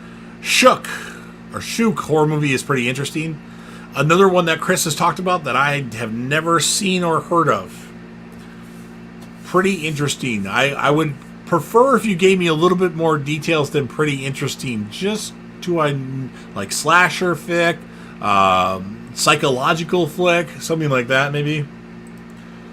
Of course, I appreciate the recommendations. Don't get me wrong here. And Nathan says, Lights Out. Big fan of this movie. Great concept. Creepy-ass villain. Really good movie overall. I want to say I've seen Lights Out.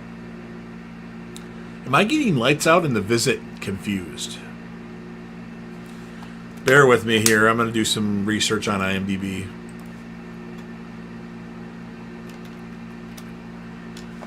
I know I've seen them both, but I want to know which one's which.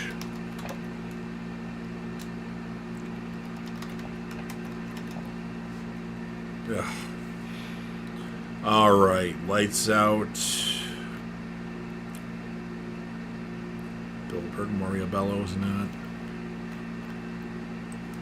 Bear with me. I'm just doing some research on IMDb to know for sure what I've seen and what I haven't seen.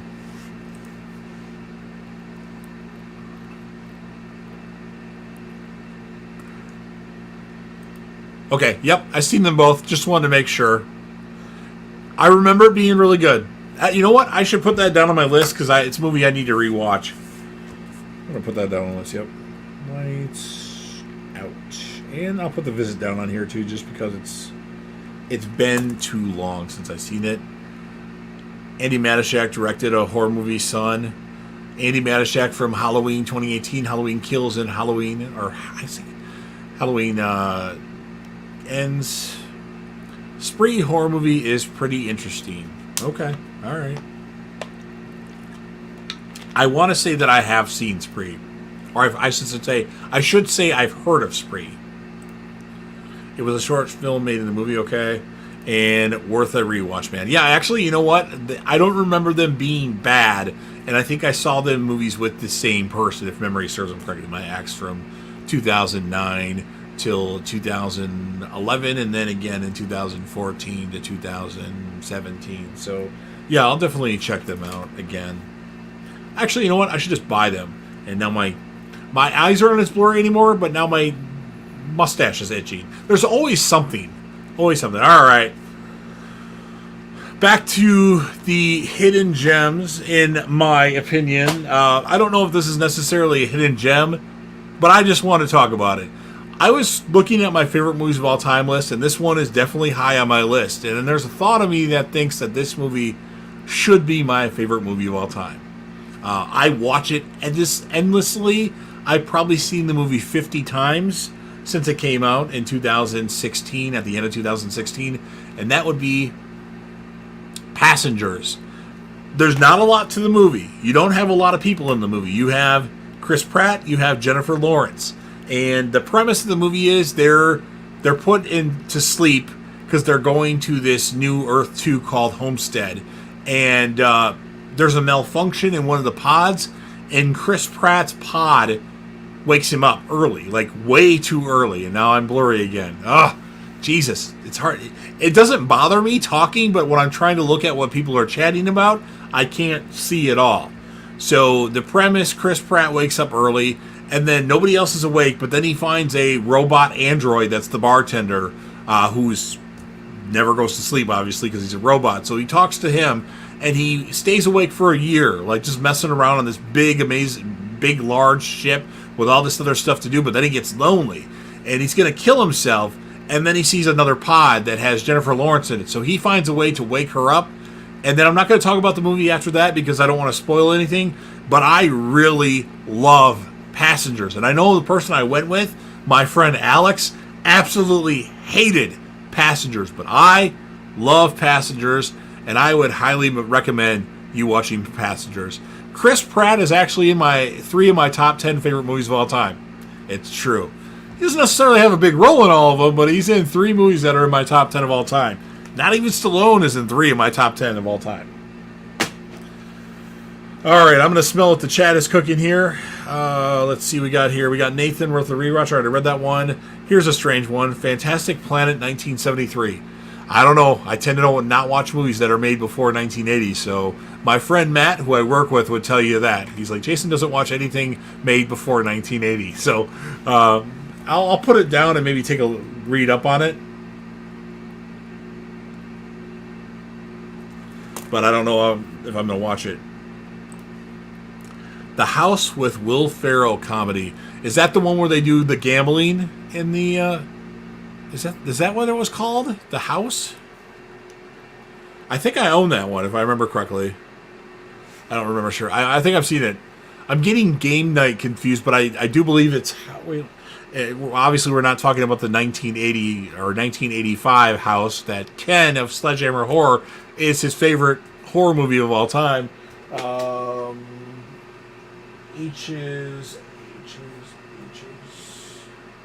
I know I watched it, but I don't own it, which is weird, because usually I buy everything. But I'm pretty sure I watched it, if my memory serves me. So, yes, check out Passengers. I'm surprised nobody's left a comment about Passengers yet. Definitely want to watch that. There's not a lot of people in it, but I just really like the movie. I don't know why. I absolutely love Passengers. Currently, right now, it is... Well, that's not what I wanted to do. Pull up my favorite movies of all time list just to entertain myself here.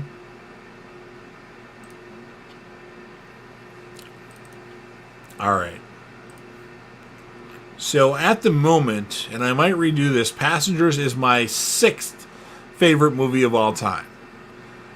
Number 1 being Avengers Endgame. Number 2 being The Dark Knight Rises. Number 3 being Demolition Man. Number 4 being The Dark Knight. Hey, there's this movie called Scream 2 that is my 5th favorite movie of all time. And then Passengers. And I'll just give you the top 10. Wolf of Wall Street is number 7. The Departed is number 8. Independence Day is number 9. I'll be watching that on Tuesday. And The Tomorrow War is number 10. So 3 movies that have Chris Pratt. The Tomorrow War, Passengers, and Avengers Endgame, where Chris Pratt really isn't a lot in Avengers Endgame, but he's in it. Those are my top 10 favorite movies of all time. All right. Comment about Passengers. Okay. Thank you, Crazy Coffee Man. I appreciate it. Yes. Scream 2 is going to be shown about 200 times. I bet. You never know. I love Scream 2. That is my favorite horror movie of all time. And if you look at my background here, Scream 2, Scream 5, Scream 6. I need a bigger Scream 6 poster. What do we got here? Oh, I put a movie off to the side by accident, so I'm going to go out of alphabetical order here. But yeah, this was supposed to be in the D's. I'm sure Nathan's seen this movie before. I bet you even Crazy Coffee Man has seen the movie as well. But Dr. Sleep. If you're a fan of The Shining, I think Dr. Sleep is 100 times better than The Shining. Awesome movie. Rebecca Ferguson as Rose the Hat is unbelievable. I didn't know what to expect with Dr. Sleep, and the movie is freaking awesome. I saw a comment now I'm laughing about, but if you've seen The Shining and have not seen the Dr. Sleep, it's The Shining 2, but it's obviously there's no Jack Nicholson in the movie, so they don't call it Shining 2. This movie is awesome. Watch Dr. Sleep. I think it's way better than The Shining. Smell what the chat is cooking here. Last of the Grade horror movie is pretty awesome. Drama horror, Last of the Grade. Okay, I'll put it down here.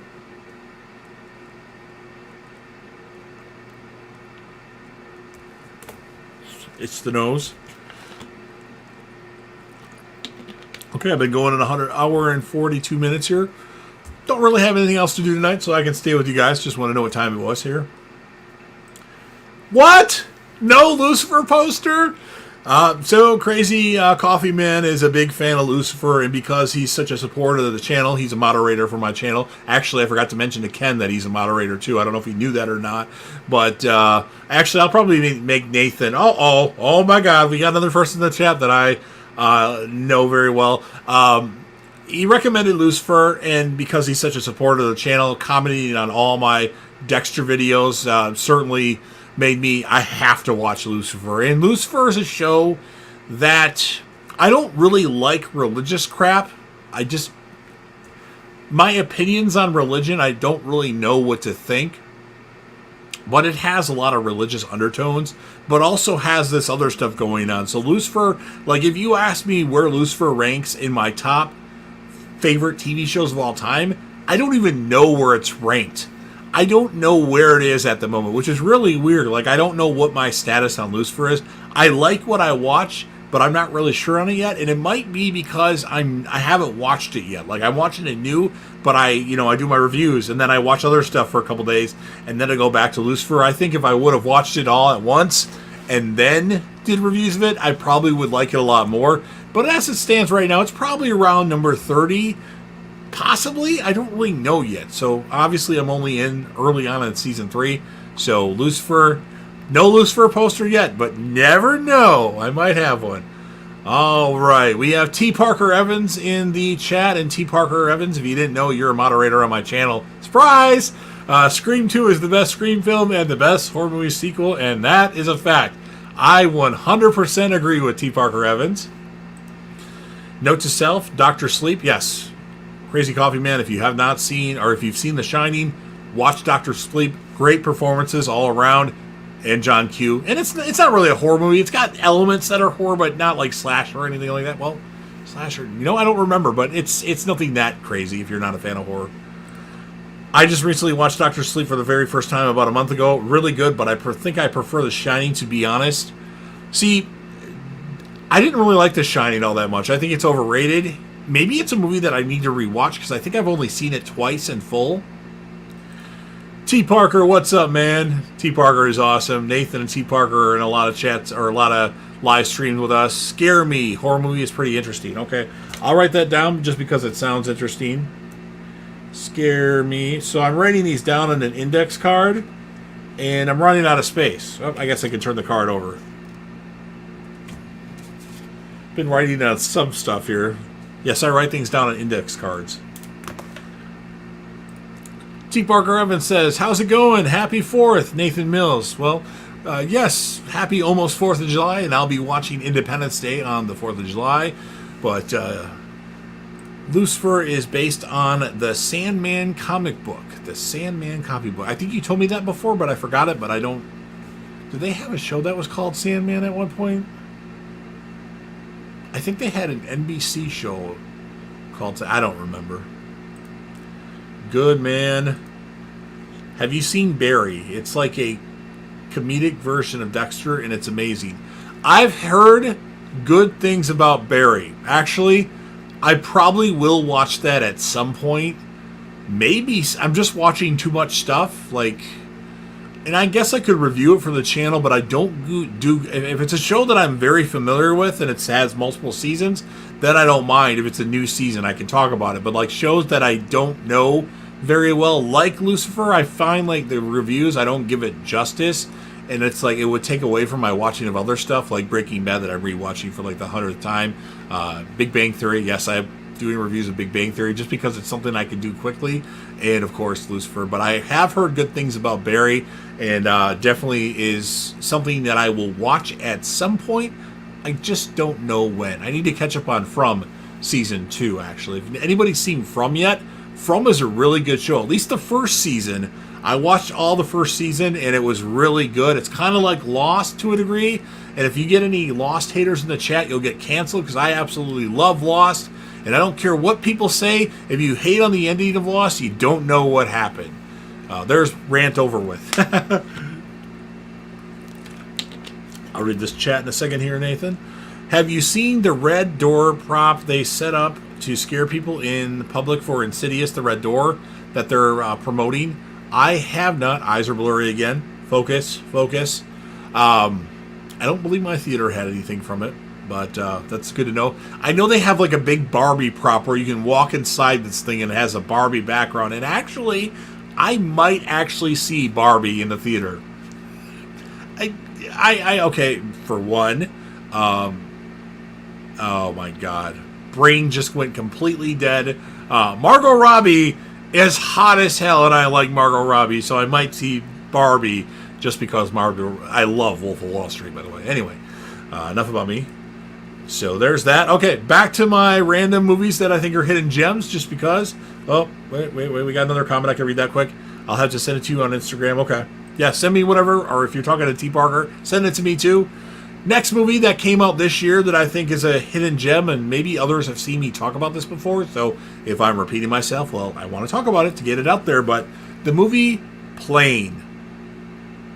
So, premise is, Gerald Butler is a pilot, and there's a prisoner that is put on his plane, and then during the flight, the plane has problems. It loses its electricity and has to crash land. It kind of reminds me, not a lot, but there's elements of the movie Flight with Denzel Washington.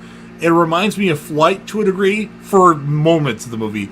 But so they crash land on this place that is, people are going to kill Americans or hostages or people just that aren't from there. And I'm not going to talk any more about it, but it's pretty badass. I feel like the movie ends a little too early when it could have kept going for a half an hour, but I really like Plane. Pretty awesome movie, and another amazing performance by Gerald Butler. He's made some pretty good movies. I love Olympus Has Fallen. London Has Fallen, not so much. Angel Has Fallen was pretty good. God damn it, my brain just went dead again. I just can't remember the name of the movie now. I've just talked about it and recommended it to somebody. what's the movie with Jamie Foxx? What the fuck? My God. This is not good. Wow. I completely just forgot, like, a movie that I've never forgot before. Thank you. I can't believe I had to look that up. So, Law Abiding Citizen is another hidden gem that not a lot of people talk about. Really awesome Gerald Butler movie with Jamie Foxx in it. If you haven't caught that one out yet, another great performance by Gerald Butler. I'm not going to say anything about the movie because that might spoil it. I'm going to smell what the chat is cooking here. Just catch up here where I was at. Okay. Chris says Spiral, a Shudder original horror movie, horror thriller. I'm sure that's not Spiral from the Book of Saw then. Margot Robbie. Or no, Margaret Robbie. Margot Robbie, yep. Yeah, that's, she's amazing. I haven't seen Birds of Prey yet, surprisingly. Definitely watching Barbie for film study purposes and Oppenheimer for fun back-to-back. I'm not sure if I'm going to see Oppenheimer. I feel like that might be a movie I want to watch at home, which is probably dumb for me to say because that's a movie you probably want to watch in the theater. But I'd have to see how long it is. I've been doing real good by not dozing off during movies this year. So we'll see about that. You know what? I'll probably see Oppenheimer just to do a score of the movie, but we'll see. And then Joyride, absolute hidden gem. Love the hell out of it. R.A.P. Paul Walker, man, he's great in it. Yes, I have seen Joyride. I do own Joyride. I'll go get it just to prove it.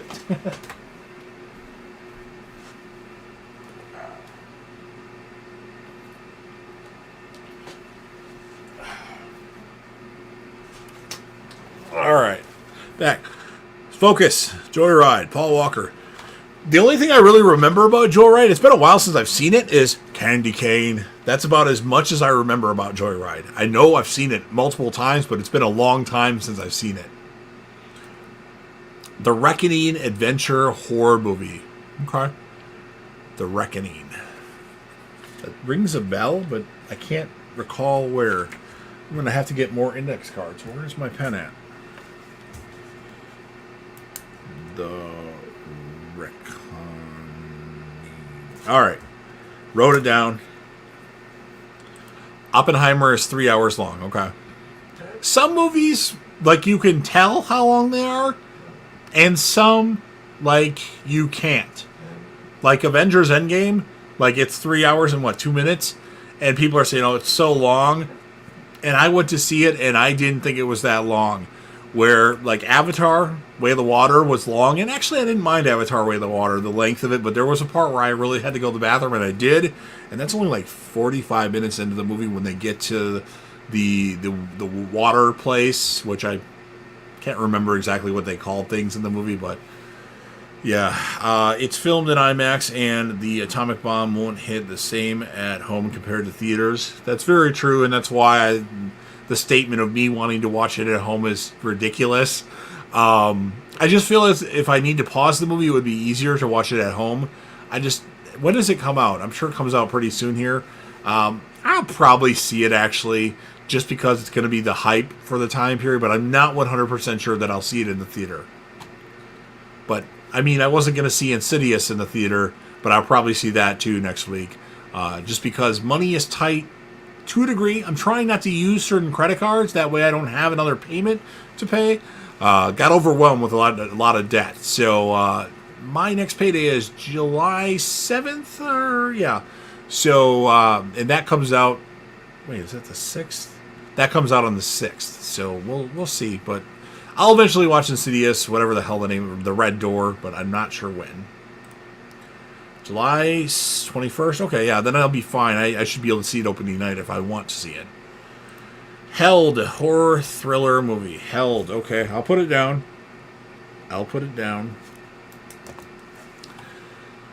Okay, well, I caught up on the chat. Got saved up for that Scream 4 Steelbook. So, T. Parker, I've already ordered the Scream regular 4K and the Steelbook 4K. My Best Buy card, I can use because it has a big balance. Well, it has a big balance, but the credit limit is very big. But yeah, I already got that purchased. I knew that would be one. So, and I'll get it early. I get everything early from Best Buy, which is maddening how early I get from Best Buy when I order from them. So, got that taken care of. But yes, I'm really looking forward to that. Facts, T. Parker. Facts. Absolutely. All right. I'm going to, since I smelt what the chat is cooking, I don't know if that's a corny line for you guys, but it's something different than saying what Ken says. Let's catch up on the chat. Another movie that is now on Netflix, so I'm sure the word is more out about this movie.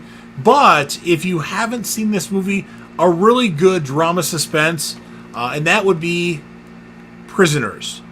You've got Hugh Jackman, you've got Jake Gyllenhaal, you also have Terrence Howard, you also have Viola Davis, you have Paul Dano. Premise of the movie: Terrence Howard and Viola Davis's daughter, along with Hugh Jackman and Maria Bella's daughter, disappear. And their only lead is this guy, Paul Dano, that's a little bit special. He's not all there in the head. And, so the police can't get anything out of this guy. And Hugh Jackman's character knows he has a feeling that Paul Dano's character knows something. So he actually kidnaps this kid and tortures him, trying to find out where his daughter is. I don't want to say anything else about the movie. There are parts that are slow in Prisoners, but it's a really awesome movie. And Jake Gyllenhaal's character is like the detective or cop that does it. So if you haven't seen this yet, it's on Netflix now. Prisoners, awesome movie. Maybe a little long at times, but it's really good. I remember I saw this and Olympus Has Fallen on back-to-back weeks, and my friend Ryan, who with me, is like, where do you find these fucking awesome movies? I love Prisoners. One of my all-time favorites, along with Olympus Has Fallen, but check this one out if you haven't seen it yet. All right, let's smell what the chat is cooking here.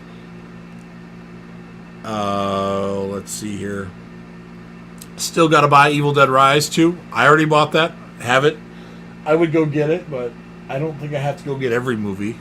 Yeah, I got Evil Dead Rise. I need to watch that one again, just to see where that ranks. 'Cause maybe my third time watching it might change where it's ranked in my ranking. For all of you that haven't heard yet, on July 19th, I'll be on Sledgehammer Horror with Ken and Ashley Sledge, and we'll be ranking all 28 movies from the Scream, Saw, Evil Dead, and Child's Play / Chucky movie. So that should be a lot of fun. It's probably going to be long.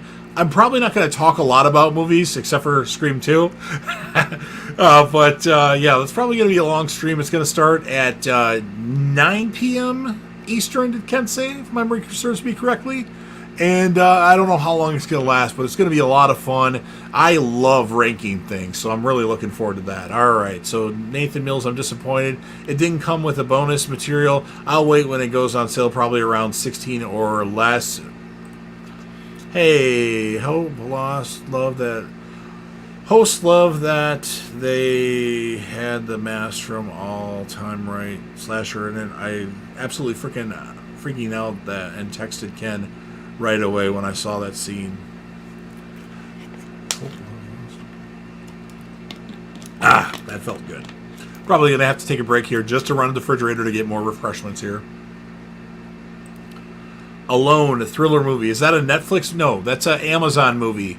Is that a kiddish kid that's in the zombie apocalypse, and he's like looking through a window? I believe I've seen that. That I know the movie's called Alone that I've seen, but there's probably a lot of different Alone movies. But it came out recently. Prisoners, promising, yes. Identity, Prisoners, and John Q. All movies that you should be slightly interested in and probably like. Not Identity's a little bit horrorish, but I think you'll like it. It's a little dated now, but I think it would work good. Although it's been a while since I've seen it. I'm still wondering how the hell did Evil Dead come out to physical before Scream 6, when Scream 6 came out before Dead Rise. Yeah, movies can come out whenever they want. It just depends. That is interesting, though, because Scream 6 came out on March 9th That's when I saw it, at least. March 10th was the official release. I'm going to try to rent the theater out to see the next Scream movie whenever the hell that comes out, because I'm tired of things getting spoiled or people talking about the movie. I don't want to know nothing about it. I think for Scream 7, if there is a Scream 7, I'm assuming, I'm not even going to watch the trailer for that movie, because the trailer still gives away too much. Spoiler alert, my top 10 will consist of mostly Scream. You know, let's take a look. Where'd my list go? As it stands right now, T. Parker Evans, I have 4 movies in the Scream franchise. I don't know if you were in the chat earlier, but I'll quickly show my ranking. But it's a rough draft. Focus. There. That's all you get. You might not have seen it all, but yes. At the moment, I have 4 Scream movies in the top 10. And let's see where the other one is. I don't think that will change. So 4 movies for me in this top 10. There's other good movies out of those franchises. I can't give Scream all the props, but... And we already know our number 1, J-Def. Yeah, you know, maybe Scream is better than Scream 2. I might change my opinion. Wait a minute. What did I just say? Did I just say what I think I said? Canceled. No talking bad about Scream 2, even if you're saying it's your number 2. Alright, well, I lost where I was going here. Okay. No, yep. What did you think about the Jack Frost 1 and 2 movies? I've heard of them. I might have watched the first Jack Frost. I don't remember anything about it. Alright, guys, I'm going to probably have to take like a minute break here pretty soon here. I try not to pile the whole Scream franchise in the top 10, but damn, it was hard, man. Yeah, I'm going to have to apologize before the stream starts to Ken, because I know Ken's a big Child's Play Chucky fan, and I think there's maybe 4 good Child's Play. No, probably. I guess they're not. I've heard people say that Child's Play is a very consistent franchise. At one point, they were. But then there's a huge drop-off. And honestly, Seed of Chucky, that's my least favorite of all those movies. Spoiler alert. That's the reason why I stopped watching the Child's Play movies, because I saw that when it came out on DVD. I think it was in 2004. Day it came out, bought it, and watched it. Thought it was absolutely terrible. I will say it's not as bad as I remember, but it's not much better. So Seed of Chucky, I get they're going in a different direction with it, and they wanted to do some things with it. Don Mancini, but yeah, that's a tough one to watch. Canceled. Yep, agreed. Ken's going to cancel me where I placed Child's Play 3. So, funny story, T. Parker Evans. I actually really like Child's Play 3. I have some nostalgia for that movie, because that's why I really like Child's Play 3 myself. So, I might cancel you for your opinion on Child's Play 3. Let's look where I put it. Yeah, you'll probably get canceled by me, too, just to give you a heads up. And I'm trying to get a canceled sign, so during the stream I can just hold it up when I want to cancel somebody, just to be funny. Where am I at here? Canceled Child's Play 3. I might cancel you when I see where you have it placed, too. Yep, me too. I don't know. I like Child's Play 3. It's a good one. Really liked it, especially upon a rewatch, because I haven't seen Child's Play 3 since... I would say 1998 at least, maybe probably before that. And I really like Child's Play 3. I think it's a lot of fun. I'm going to get canceled at least 2 times then. Maybe 3. 12-hour shift horror movie with David Arquette. Really? I have not heard of that one. It's surprising. Okay. Wow, I put 12th by accident. David Arquette, by the way, is a really nice guy. He's very polite and very nice. When I met him, I wasn't expecting David Arquette to be so cool, and he was pretty cool. So, all right, well, what I'm going to do is I'm going to step away for just a few minutes to get some more refreshments, probably a can of soda, just to have something else to drink besides boring water. So I apologize. Please don't leave the stream. I literally will be back in a couple minutes. I don't have a lot more movies to go over, and then we can kind of open up to chat to anything else, and I'll respond to chats quicker. I feel like I do it good already, but I'll respond to things much quicker then. And again, I'll only be gone for a few minutes. So I'm just going to put the generic screen thumbnail as the screensaver while I'm gone.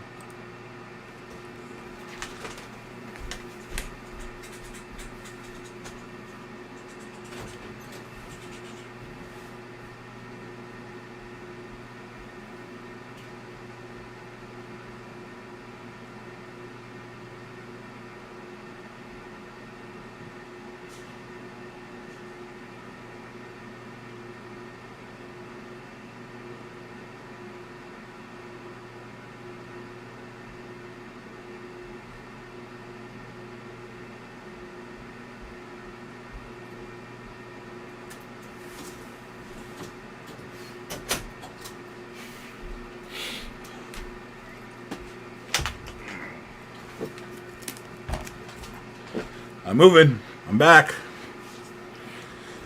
Just cleaning up my workstation here. Which this is literally is my workstation. Alright. Let's do that. Hello, one. Hello, all. That was a direct CP copy. So, for those of you that are wondering, my drink of choice is Aquafina. Love Aquafina, and I tell the difference between waters. And my soda of choice is Pepsi. So I got a soda and a drink, and I'm ready to get going. Let's do this. What do you think about the Hostel 3 horror movie? Now, this is a fun thing. My friend Michelle, who's absolutely obsessed with horror movies, but won't ever do a live stream on YouTube or even chat in the chat about horror, she's like, I haven't seen the Hostel movies, none of them. I need to, but I have not yet seen Hostel, so I need to get on that. What did you think about the Dentist 2 movie? The Dentist. I don't think I've seen that. I was thinking of Dr. Giggles for a second there. I have seen Dr. Giggles, but it was a long time ago. But Dentist, I have not seen. Alright, sounds good. What did you think about the Silent Night, Deadly Night horror movies, 1 through 5? I know I saw a few of them when I was younger, but unfortunately I don't really remember about anything about them. So I can't really comment on them. This time out is like waiting for Lucifer or Dexter next season. I'm sorry! And actually, funny thing, so for the next, I don't know what'll be the next time I go live, because I'll probably do more lives on my channel, but for the live stream on the 19th on Sledgehammer Horror, I bought a mini fridge, which is the third time I've bought a mini fridge, simply just to fill that and put it right behind me so I don't have to get up to do anything. I can hold going to the bathroom unless I have to. If I have to pee, shouldn't be an issue. I can hold it for 5 hours. I'm expecting that stream to last at least 3 hours, if not 5 hours. So probably 4 hours, but I did get a mini fridge to fill that up with water and probably a few cans of pop. And hey, actually, maybe I should fill it up with a little bit of alcohol, too. That wouldn't be so bad. My alcoholic drink of choice, alcoholic drink of choice is actually Captain Morgan's Orange Vanilla Twist. Yes, there is an Orange Captain out.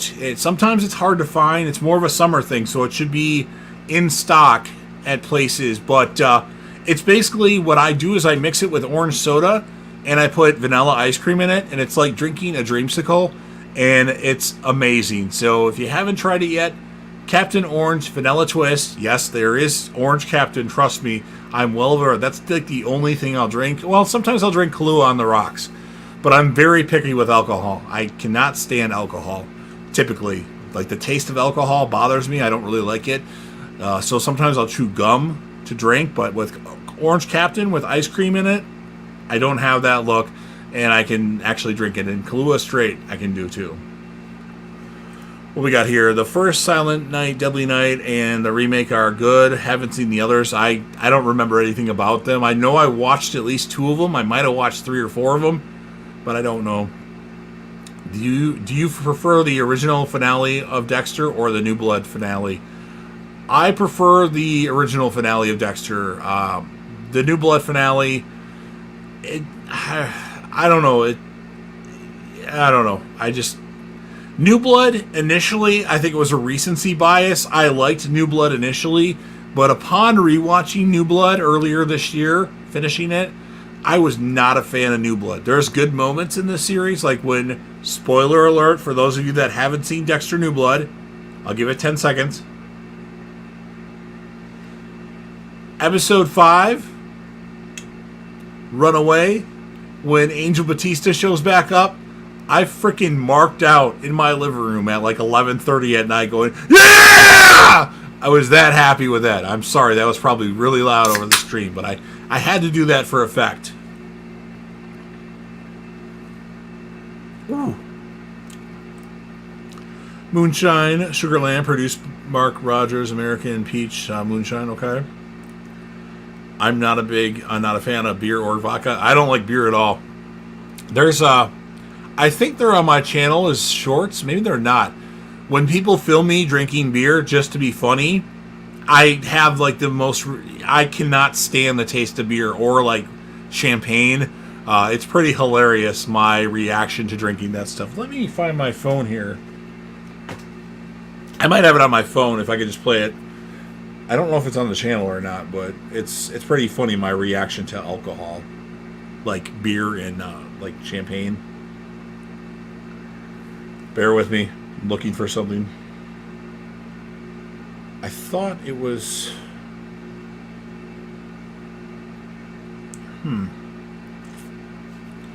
I thought it was on the channel somewhere, but maybe it's not.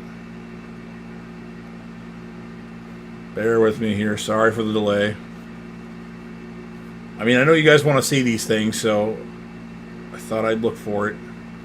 Something got messed up with my folders where it turned everything into like... where I like have to keep scrolling, where I can't just look at everything all at once, so it's going to be difficult. Son of a bitch. I know it's in here somewhere.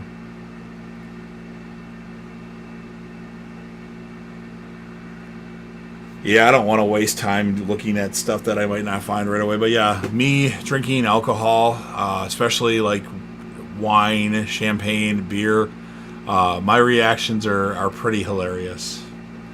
That's for sure. Original is the best. New Blood has too many holes. I agree. Crazy Coffee Man, I definitely agree with that. New Blood's finale left extremely sour taste in my mouth, so definitely the original. Yeah, I would have to agree. Now, initially, I wasn't as hard on the New Blood finale because there's elements of the episode that I really like. The episode is good, and then you have Harrison, which I guess was the predictable thing. But Clyde Phillips said that he would break the internet with what happened in Dexter New Blood. Yeah, he broke the internet in a negative way. How do you mess up something twice? I don't get it. And funny thing, Chris, since he was here for my last stream, I wore my headphones for my last stream. I don't need to wear headphones if nobody else is on the stream with me. I don't have to hear anybody else talk, so I think that was funny rewatching that stream. I'm like, why did I put headphones on? I don't need headphones. The Leprechaun's Game horror movie. Leprechaun's Game. I have not heard of that one yet. Don't get me started with the M90. Yeah. Ketamine.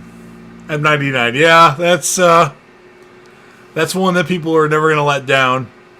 I assume all of you guys have watched Cody Leach's rant about Dexter New Blood, the last episode where you fucked it up twice.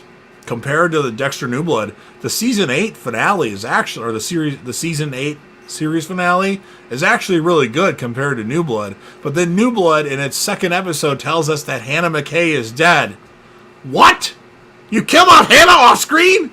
Man, that just really pissed me off. Ketamine was to feature the song by Michael C. Hall. Yep, that's very true. But just how they did it, and it just doesn't work. It doesn't make any sense. Like, Dexter New Blood is very flawed. It has good moments, but it's very flawed in how its execution is. I think Crazy Coffee Man looked at it or watched it on my channel. I'm not sure if you did, T. Parker Evans, but if you go to my Dexter playlist, the last Dexter video I did, or one of the last Dexter videos I did, was what I would do with Dexter's ending, like how I would end Dexter.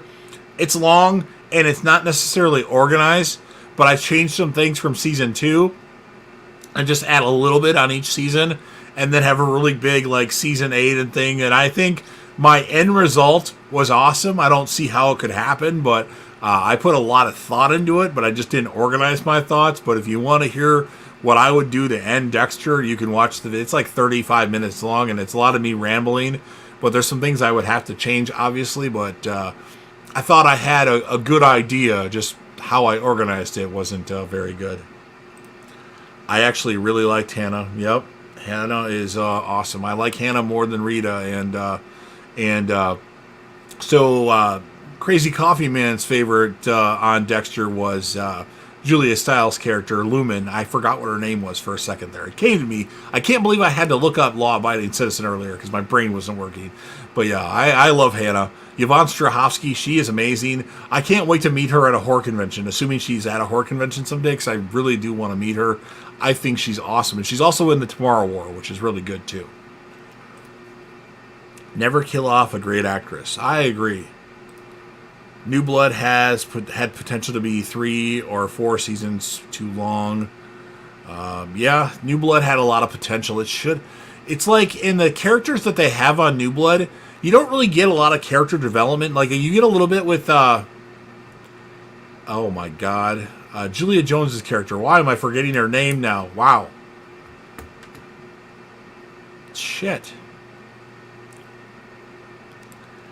How am I forgetting somebody's name? Oh, wow. Angela. God, my brain. Angela had some development, but she just turned too much. And you have a little bit of development with Logan and fucking A. Wow, I can't believe I'm forgetting names of people on Dexter. I must be talking too much. Yeah.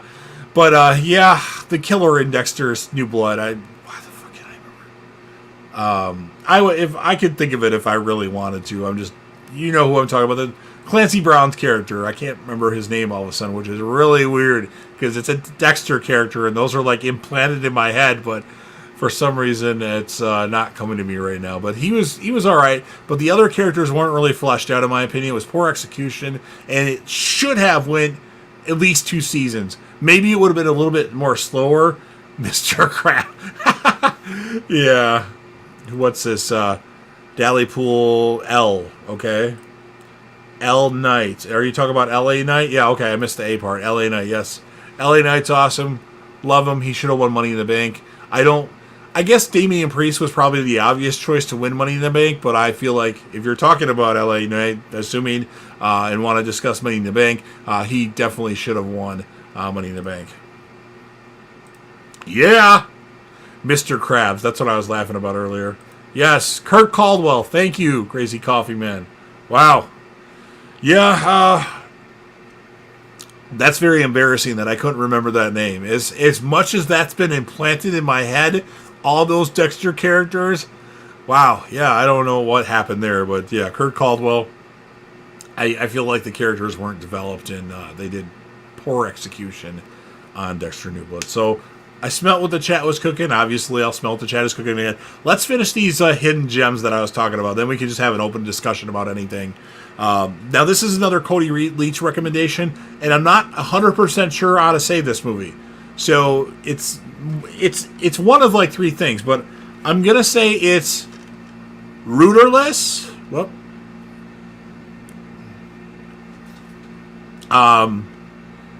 so it might be rudderless though too. So it's either rudderless or rudderless. But the premise of the story is this father, his son dies, and his son was a musician. So to cope with his son's death, he starts playing some of his son's songs that he finds. He starts doing like open mic nights or at different places to play his son's songs. And then you have Anton Yellish's character, rest in peace, Anton Yellish. He joins him in doing some of these songs.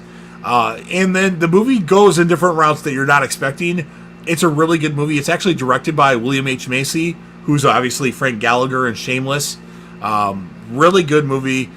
Obviously a little bit slower, but I really like it. Rudderless, I'm not sure, but definitely check it out. It's on Amazon Prime without as long as you have Amazon Prime. I don't believe it's an additional cost unless they changed it. All right. Question. Kiss, marry, kill. Ooh, I know this is not related to what we're talking about right now, but I would love to answer this question. Kiss, marry, kill for all you wrestling fans. Stacy Keibler, Tori Wilson, or Trish Stratus. Wow, and I love my blondes too. So, wow, God, that's a tough one. I might need 24 hours to think of this. So I would kill Trish Stratus. I would kiss Tori Wilson, and I would marry Stacy Keibler because I think Stacy Keibler is absolutely gorgeous. Although you asked me on a different day, and my answer might be different. Let's smell the chat. Room 9. Room 9. That sounds interesting. I'll write that one down. Chris, your list of your recommendations is like this long, man. That's cool, though. I like it. Gotta step away and make coffee. Be right back. How could you lead the stream? You should have had it prepared ahead of time. No, that's fine. Hey, I appreciate you being in the stream regardless, so I appreciate it. Take as much time as you need. Marry, kiss, avoid. Ooh. I would avoid James E. Cornette or Jim Cornette because Jim Cornette is annoying. I would kiss Vince Russo, and I would marry Eric Bischoff if I have to choose, which I don't know if there's a right or wrong answer there, but that's what I'm taking. Alice, Sweet Alice, my all-time favorite slasher, and tied for my favorite horror movie of all time. Okay.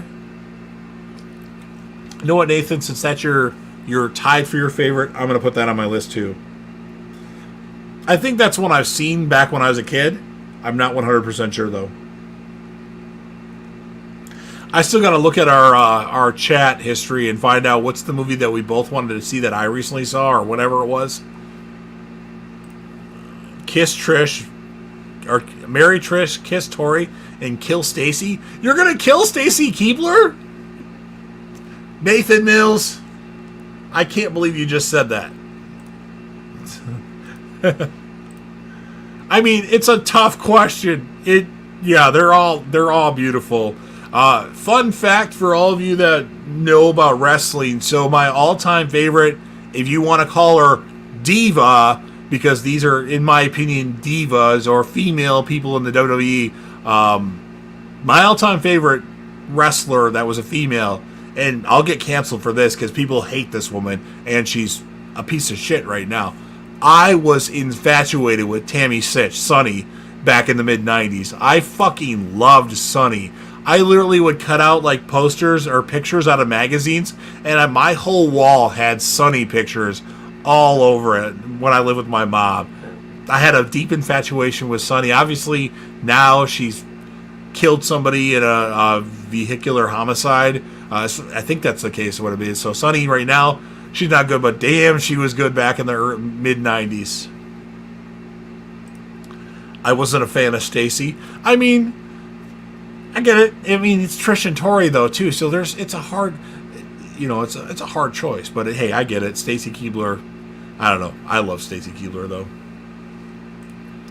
Stacy Keibler was always my favorite. Yep, Stacy Keibler was awesome. Biggest future in order: Sammy Guerrero, Darby Allin, Jungle Boy, Hook, Dominic Mysterio. A lot of these people are AEW people, which I know about AEW, but I do not watch AEW. I did at times, but I don't have time to watch wrestling anymore, it seems like. I would say Dominic Mysterio, because of the Mysterio name.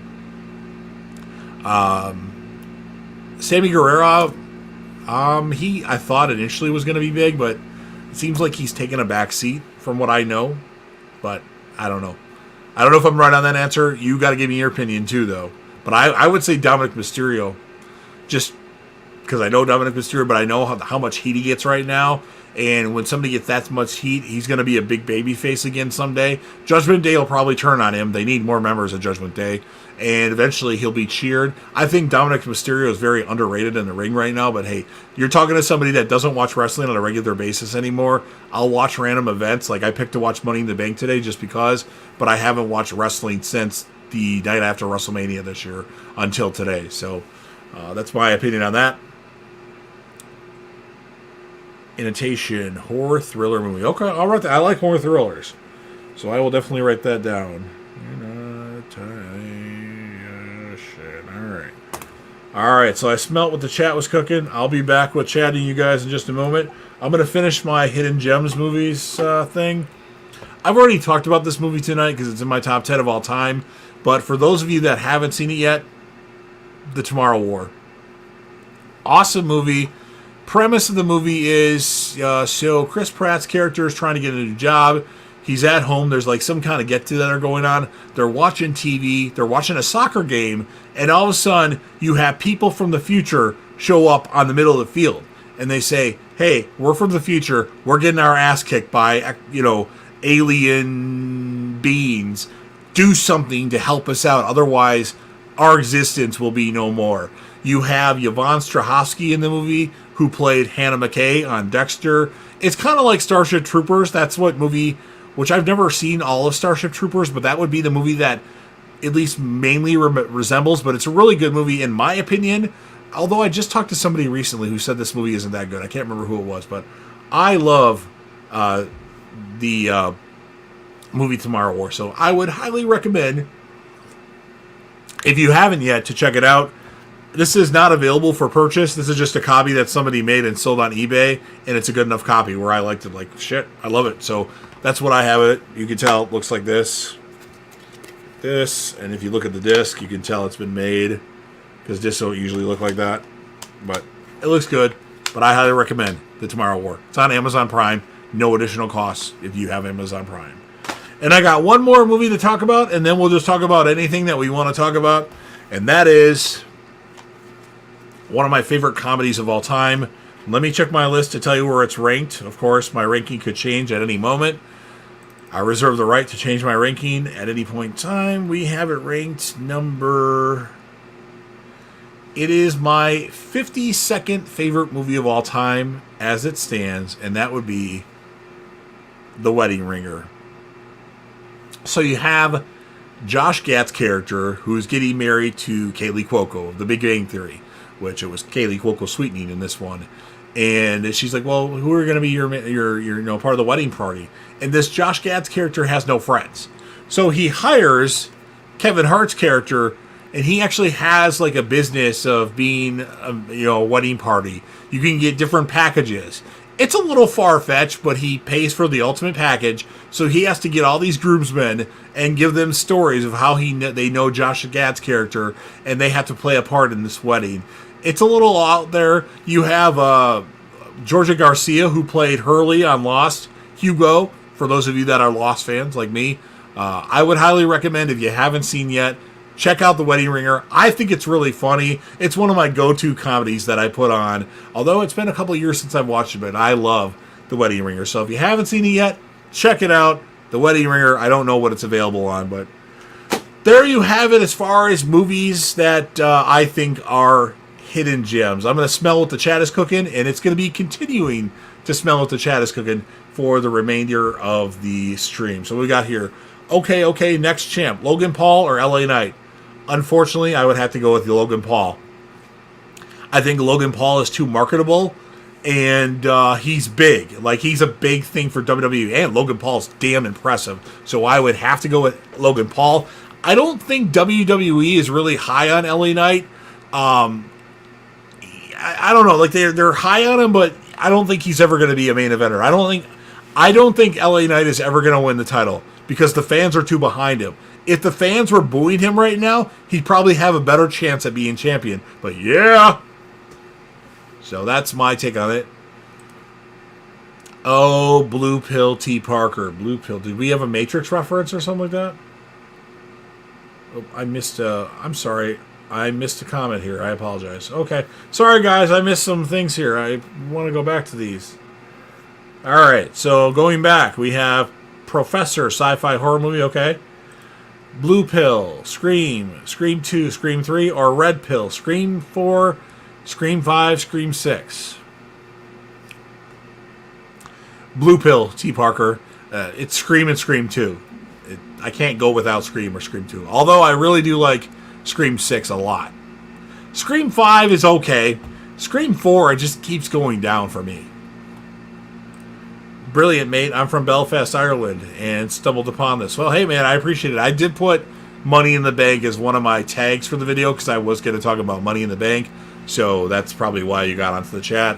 I wasn't a fan of Stacy. I already got that one. Stacy Keibler was always my favorite. Yep, she's up there as my, like, I think she's number 3 or 2, 4. I did a ranking of all, like, divas or favorite females associated with WWE, but I never did a video on it. But I think Stacy was, God, she was 3, 4, or 5. She was in top 5, I'm pretty sure. Biggest, okay, I already answered that one. Already did that one. Okay, next champ did that one. Oh, Blue Pill too. Okay. Okay. All right. If you say Red Pill, I'll cancel you. Okay, let's see here. Okay, Tiger's one. Nice. I'm sure Ken's happy about that. Stoker Hill's mystery horror thriller movie. Okay, I'll write that one down. Stoker Hills. Might be saying that wrong. It might be Stuker Hills, but close enough. Edge of Tomorrow is the best type of movie. Edge of Tomorrow is a good movie. I like that one. Or some people call it Live, Die, Repeat with Tom Cruise and Emily Blunt. That's a good one. That's not in my favorite movies of all time at the moment, but it really should be. I'll have to edit my list a little bit because there's some movies that I want to take off, and Edge of Tomorrow should at least probably crack the top 100. Same Nathan Mills. Okay, you would have got canceled if you would have said Red Pill, T. Parker. I do really like Scream 5 and 6, but they don't hold the damn candle to 1 and 2. Well, they don't hold the candle to Scream 2. That's for sure. Alright, I'm drinking too much of the water, the pop here. Alright. I just stumbled on this channel. What is it all about? I'm really enjoying it while I'm here. I'm from Belgium. Okay, I already that one. So the stream was about movies that I would consider hidden gems. I had a bunch of movies that I just talked about a little bit because I feel like maybe they're not really hidden gems, but people don't talk about them enough. I talked about my favorite movie of June, because July's here, which was No Hard Feelings with Jennifer Lawrence. Really like that one. And just random horror stuff we've been talking about in the chat. We talked a little bit about Dexter. And wrestling was going to be something I would talk about if people were interested in it, which I don't know if everybody in the chat likes wrestling, but I'm definitely willing to talk about more wrestling if people are interested in it, or maybe I'll save that for a different portion. I used to be a big wrestling fan, but kind of fell out. UFC's my big thing now. I'm a big UFC guy, so just keep that in mind. Let's see what we got here. Who the hell is LA Knight? I stopped watching WWE when The Shield broke up. So, Nathan, if you watched Impact, which I don't think he was around when Impact was around, but LA Knight is formerly Eli Drake from Impact, and right now Eli Drake, or LA Knight, has a catchphrase where he goes, yeah, kind of like the What chant with Stone Cold Steve Austin, and the fans absolutely love it. And he didn't win Money in the Bank today. Their pay-per-view that went on today from, was it London? So people are pissed because Damian Priest won Money in the Bank, and LA Knight is really over with the fans right now. Shook Thrill, okay. I agree. And Scream 3 ended the original trilogy perfect, even though I love Scream 4 and Scream 5. Yeah, I would agree with that. Scream 3 is it's actually a really good movie, and I will there's a change that I make in my ranking for the Scream franchise that is in when we do the live stream on got my brain, forgot what date, July 11th. So Daisy Pool, or no, that's not right, Dally Pool. I might be saying that wrong. So if you're into horror movies, which maybe you're not, you're a wrestling fan, it sounds like, but you could be a horror movie fan too. There's going to be a live stream on Sledgehammer Horror, and we're going to be ranking a bunch of movies from different franchises. 28 movies, which will be in Scream, Saw, Evil Dead, and Child's Play / Chucky. So that's a lot of talk in the chat right now, because a lot of people from that channel that participate in the chat are in that here too. But that's where that's coming from. So we'll be ranking all those movies in order from our least favorite to our favorite. I'm a big Scream guy here with all my Scream stuff in the background here, so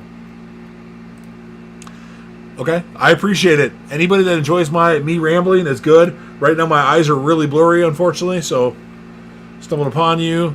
Oh god, Scream 4 is last in your list now. Canceled. Yeah, canceled. You know,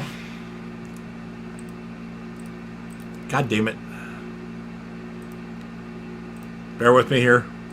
Okay, so my problem with Scream 4 is that if you take Kirby out of Scream 4, where does that rank on your list? Kirby's a big reason why I like Scream 4. And yes, the stuff with Jill and the reveal with Jill and what she does after reveal is pretty awesome. But other than that, I don't really like Scream 4. I think it's weak performances from Gail, Dewey, and Sydney. And I don't know, it's just, I don't like Julie's character. Is that her? Judy Hicks's character. I don't like her character, and she's really creepy and annoying in Scream 4. So that's what my thoughts are on it, at least at the moment. But you ask me on a different day, I could completely be different. Okay, I already read that one. It's okay. You're reminding me of Will Sasso, by the way. I love him. Okay. I have been called Will Sasso before, and I am a big guy. I think I'm taller than Will Sasso, but that's a comparison I get sometimes. Hey, I smelt what the chat is cooking. Time for me to take a water break now.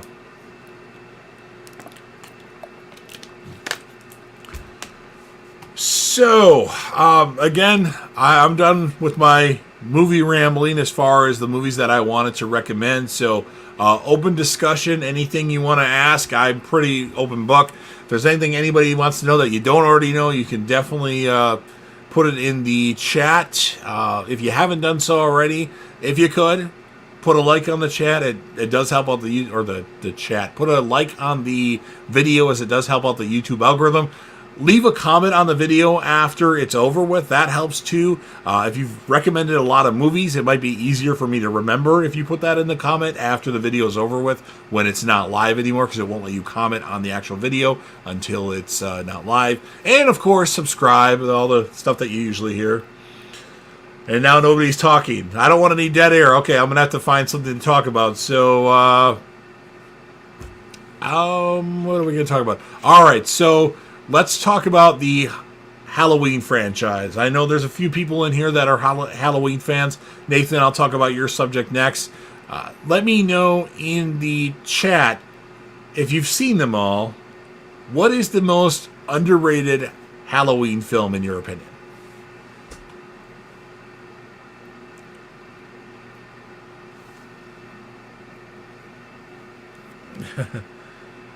Okay.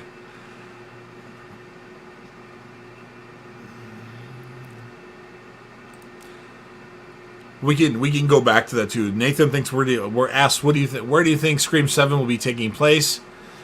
I think it has to go back to Woodsboro, especially if they bring back, spoiler alert, Stu Macher. It would have to be back in Woodsboro, wouldn't you think? But that might not be what they do. It all depends if everybody can get together and if contracts can be signed. But I think that's the end result. I think. Me personally. Monica from Friends was the best thing about Scream. She was hot. Yes, Courtney Cox was hot. It is still hot for a chick that's, older in age. The third act, Kirby, Jill's reveal, the motives way ahead of its time, the dialogue, the gore, especially Olivia's kill, the red herring, its commentary on remakes and reboots. Yeah, it's true. You have a point, T. Parker. I just think, in the grand scheme of things, Scream 3 is much bigger to the overall Scream franchise because of, Roman Ridger's connection to Sidney Prescott, in my opinion. I'm going to take a quick break for about 30 seconds so I can take care of something really, really quick here.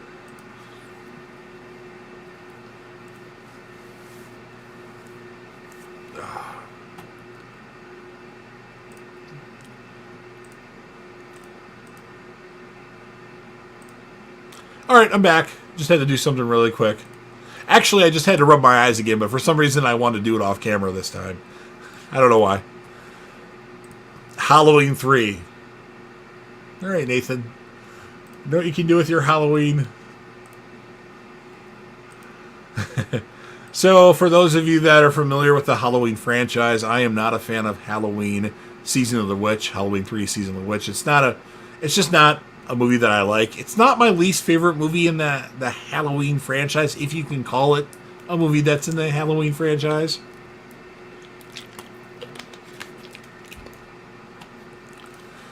And I absolutely hated it when I first saw it. Yeah, that's kind of where I'm in. I've watched it now 3 times in full, 2 times in the last couple of years, and I still don't like it. What did you think about the Sleepaway Camp movies? I've never seen the Sleepaway Camp movies, so you can cancel. You know what? I'll cancel myself for that. If I could find the cancel button. Here. Gotta cancel myself for not watching certain movies, especially when I hear so much about them. The most underrated is Ends. Yeah, not a fan of Ends. I don't know what my really thoughts are in that movie. Halloween Ends has good moments, but I think the main issue with the movie that I think would improve it a lot, that obviously you can't improve now, is the fact that Corey Cunningham was not introduced in a previous Halloween film. If he would have been introduced beforehand, I think the movie would have played out much better, in my opinion. Smile, horror movie is great. Hey, Chris, a movie I've seen. Yes, Smile is freaking awesome. And actually, my friend gave me, that works at the movie theater, gave me a really big poster, a Smile. I should just put that in my background, because, you know, some of the things that are in my background, aside from the Scream stuff, you've been here too long. Like, I could get rid of my Avengers Endgame. What do we got here? We got Avengers Endgame. We got Negan of the Walking Dead. Never Touches. This is Stan. Dark Knight Rises. Dexter. Demolition Man, one of my favorite movies of all time. And Scream 4. Right? Or Scream 5, not Scream 4. I think we could probably put the Smile thing in the background. Love Smile. It's a good movie. Trick horror movie is great. Okay. Is that the one with Tom Atkins, Chris? I don't know. I'm not reading the other chats. I'll write it down, though. What do we got? We got, Chris says, Hellfest movie, horror movie is a pretty awesome movie. Never heard of it. I agree that Scream 3 had more of an impact on the franchise, but Scream 4 had more of an impact on the horror genre. You have a point, and honestly, it's kind of a toss-up. You asked me on a different day. I'm not going to tell you my official opinion yet. I might be messing with you. You never know. Guess you'll have to tune into Ken and Ashley's stream with me on it. Ma, horror movie is great. Okay. Man, I'm not sure what Man's about. He's probably mad that I didn't like Halloween 3. Whenever you need to take a break, please just shout what when you come back on. Okay, I'll do that. What? Yeah. I'm not saying the yeah right. Yeah. The Toll horror movie is an interesting movie. Okay. Oh, man, it was a typo. My bad. Okay. Well, I smelled what the chat is cooking. So I never answered the question that I asked, the most underrated Halloween movie of all time. And I'm going to go with my favorite one of the franchise, Halloween 4, The Return of Michael Myers. I think it's a really, really good movie. And even Cody Leach now thinks that movie is a lot better.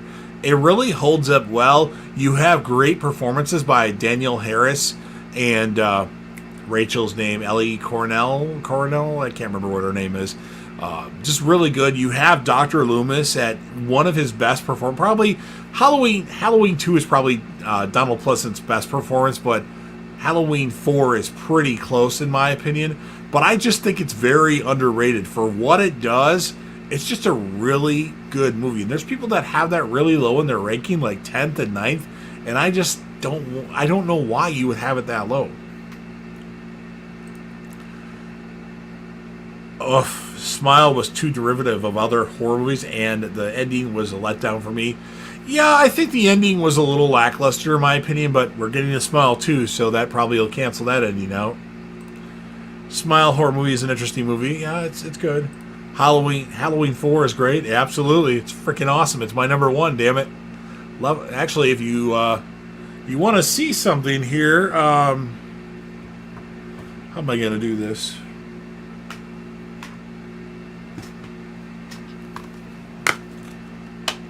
So if you look on the disc, you should be able to see a poster. Maybe not. No, but never mind. I was going to show you that I have a Halloween 4 poster on the other wall, but it's too hard to see right now. I should actually send that to Nick of Lost River Drive-In, because Nick doesn't have a Halloween 4 poster yet, and he really needs a Halloween 4 poster, so maybe I'll send that to him. And I meant to do that, but then he didn't end up going to Whorehound, so I never brought it with me. H2O is getting more underrated now. Yeah, I can agree with that. It has bad masks, but other than that, it's really good, and it's just like a Scream movie. Sandra Bullock, Demolition Man was fine. I 100% agree. That's what got me on Sandra Bullock, actually, was Demolition Man. Loved her ever since. I've always been a fan of Sandra Bullock. Looks-wise and is her acting ability. Yes, she's good. Definitely Halloween 4, The Return of Michael Myers, and Halloween 5, The Revenge of Michael Myers. Halloween, The Curse of Michael Myers are my favorite Halloween movies. So you're a fan of the Thorn trilogy movies, or the Thorn Curse. Well, I'm sorry to do this to you, Chris, because you've been really active in the chat, and I have to do this though, but I gotta cancel you for Halloween 5, The Revenge of Michael Myers. It used to be a movie when I was a kid that I really liked, but the more I watch Halloween 5, the more I dislike it because of Tina. Bump-a-dum. I just can't stand that movie. You have a great actress as Danielle Harris, and she's basically mute. I don't know. That movie's going really low on my list. I think, what was it? Out of the 13 Halloween movies, it was number 12 last time, if I remember correctly. Used to be in the top 7 or 8, but now I don't really like it. Obviously, I know there are those that really like it out there. I'm going to take a really quick break again. I'll make sure I say something when I come back.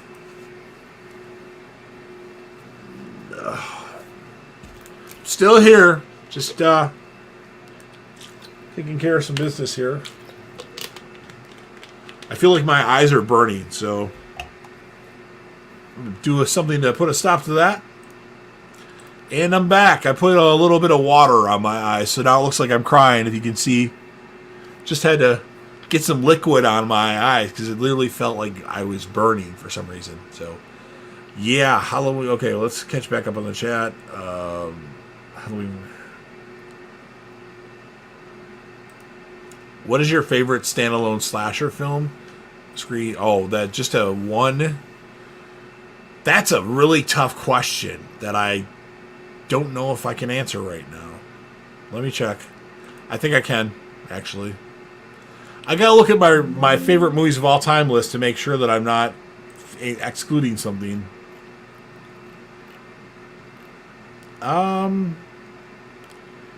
Standalone slasher would, yeah, that's gonna be, wait a minute. Okay. I would say Ready or Not, Nathan. There's talk of a sequel to that being made, but I don't know. Right now, it's a standalone, and the movie's awesome. And yeah, that's kind of all I have to say about. Wow, now I can't remember the lead actress from Ready or Not. That's in Scream 6. What the hell is wrong with me? My brain is like took a vacation. How I've never forgot her name before. Whatever. I guess it's not important anymore. Final Destination 5 horror movies are really interesting. I'm a fan of the first 2 Final Destination movies, although the second one, the ending, well, towards the end pisses me off. I'm a fan of the first one's my favorite, which I know a lot of people would say Final Destination 2. I watched Final Destination 3 in the theater, didn't like it, but own it. And actually, I own all of them. And at some point, I want to watch them all and do a ranking on them, but I haven't yet. Oh, fuck. You know what? I forgot to say what. Damn it. Sorry. Halloween 5, because of nostalgia, I have enjoyed for it and take it over Resurrection and Rob Zombie films. Yeah, it's definitely better than Resurrection. I mean, that's the worst one of all of them by far. Some people would say a different one is, but I would go with. I know Ken would say Halloween 6, the Curse of Michael Myers, and I will cancel him for that. I love wow. Did I just say what I think I just said? Wow. Scratch that. I hate Resurrection, but I kind of have more love towards Rob Zombie's Halloween 2 because Nick from the Lost River Drive-In, you know Nick, obviously, he's got me on it a little bit more. It's moving up my ranking just a little bit. I feel like the 2007 Halloween is just kind of boring until like the last 25, 30 minutes of it. So I don't really like it that much. I used to love it, though. Can't wait for the Final Destination 6. Yeah, I'll be interested to see what happens in that one. I really want them to bring back Alex Browning's character, even though he supposedly died. I don't like when people die off screen. Dexter's New Blood episode 2. Also, the laundry chute scene gave me nightmares as a kid. Yep, like I said, I really liked I really liked Halloween 5, The Revenge of Michael Myers when I was a kid.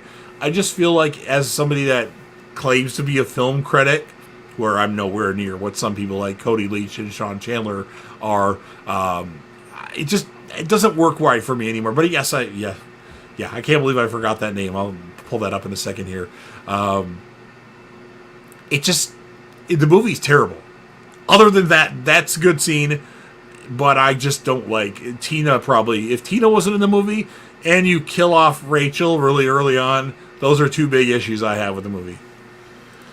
Yeah, Samara even. So I've had two things in this chat that I've never had an issue remembering before. I couldn't remember the movie with Gerald Butler and Jamie Foxx, which of course is Law Abiding Citizen. And I couldn't remember Samara Weaving, which I can't believe that I forgot that. I've been talking for almost 3 hours, so maybe it's that. I'll blame it on my consistent rambling. Favorite subgenre in horror? I don't know. Phantasm 5 movies are pretty interesting. I own them all on Blu-ray. So when I was a kid, I did watch at least the first two Phantasm movies, and I don't remember anything about them. Final Destination movies ranked 1, 3, 5, 2, and 4. Okay. Wow, you have two that low, T. Parker? That's interesting. Have you seen the movie Dolly Deadly Horror Movie? I have not. I don't know if other people in the chat have. What? Yep. I guess the what is out of my head. You know what? Actually, I'm going to take a break for 10 seconds. What? There you go. I did it finally. All right, what we got us here? Chris, I had Stacy Keebler as my background. Crazy Coffee Man. Yes, Stacy Keebler is amazing. I used to have a poster in my living room. Yes, I'm a big poster guy. People hang pictures up. I hang posters up, even though it's a quick take your security deposit back. But I've lived in the same place for 22 years. It'll be 21 years. No, 22 years. Yes, 22 years going in January. And I'm not going to get my security deposit back. That's a fact. Stacy Keebler is beautiful. But when you have to choose between Stacy, Trish, and Tori, that's not an easy choice. I mean, Tori is Tori. At one point, I really, really liked Tori, too. And Trish. So that's... I mean, you can put all those names in a hat and let me pick. I'll be happy with whatever name. Trick horror movie is pretty awesome movie. Okay. Pull a Halloween 2018 and retcon Final Destination 2 and bring back Alex and Clear Rivers. Abso-fucking-lutely. Thank you, T. Parker Evans. Man, you have some good ideas, my friend. Yes, that would be great. I don't think that's what's going to happen, but that would be awesome because it seems like all the movies would go that route now. So that would be a damn good idea.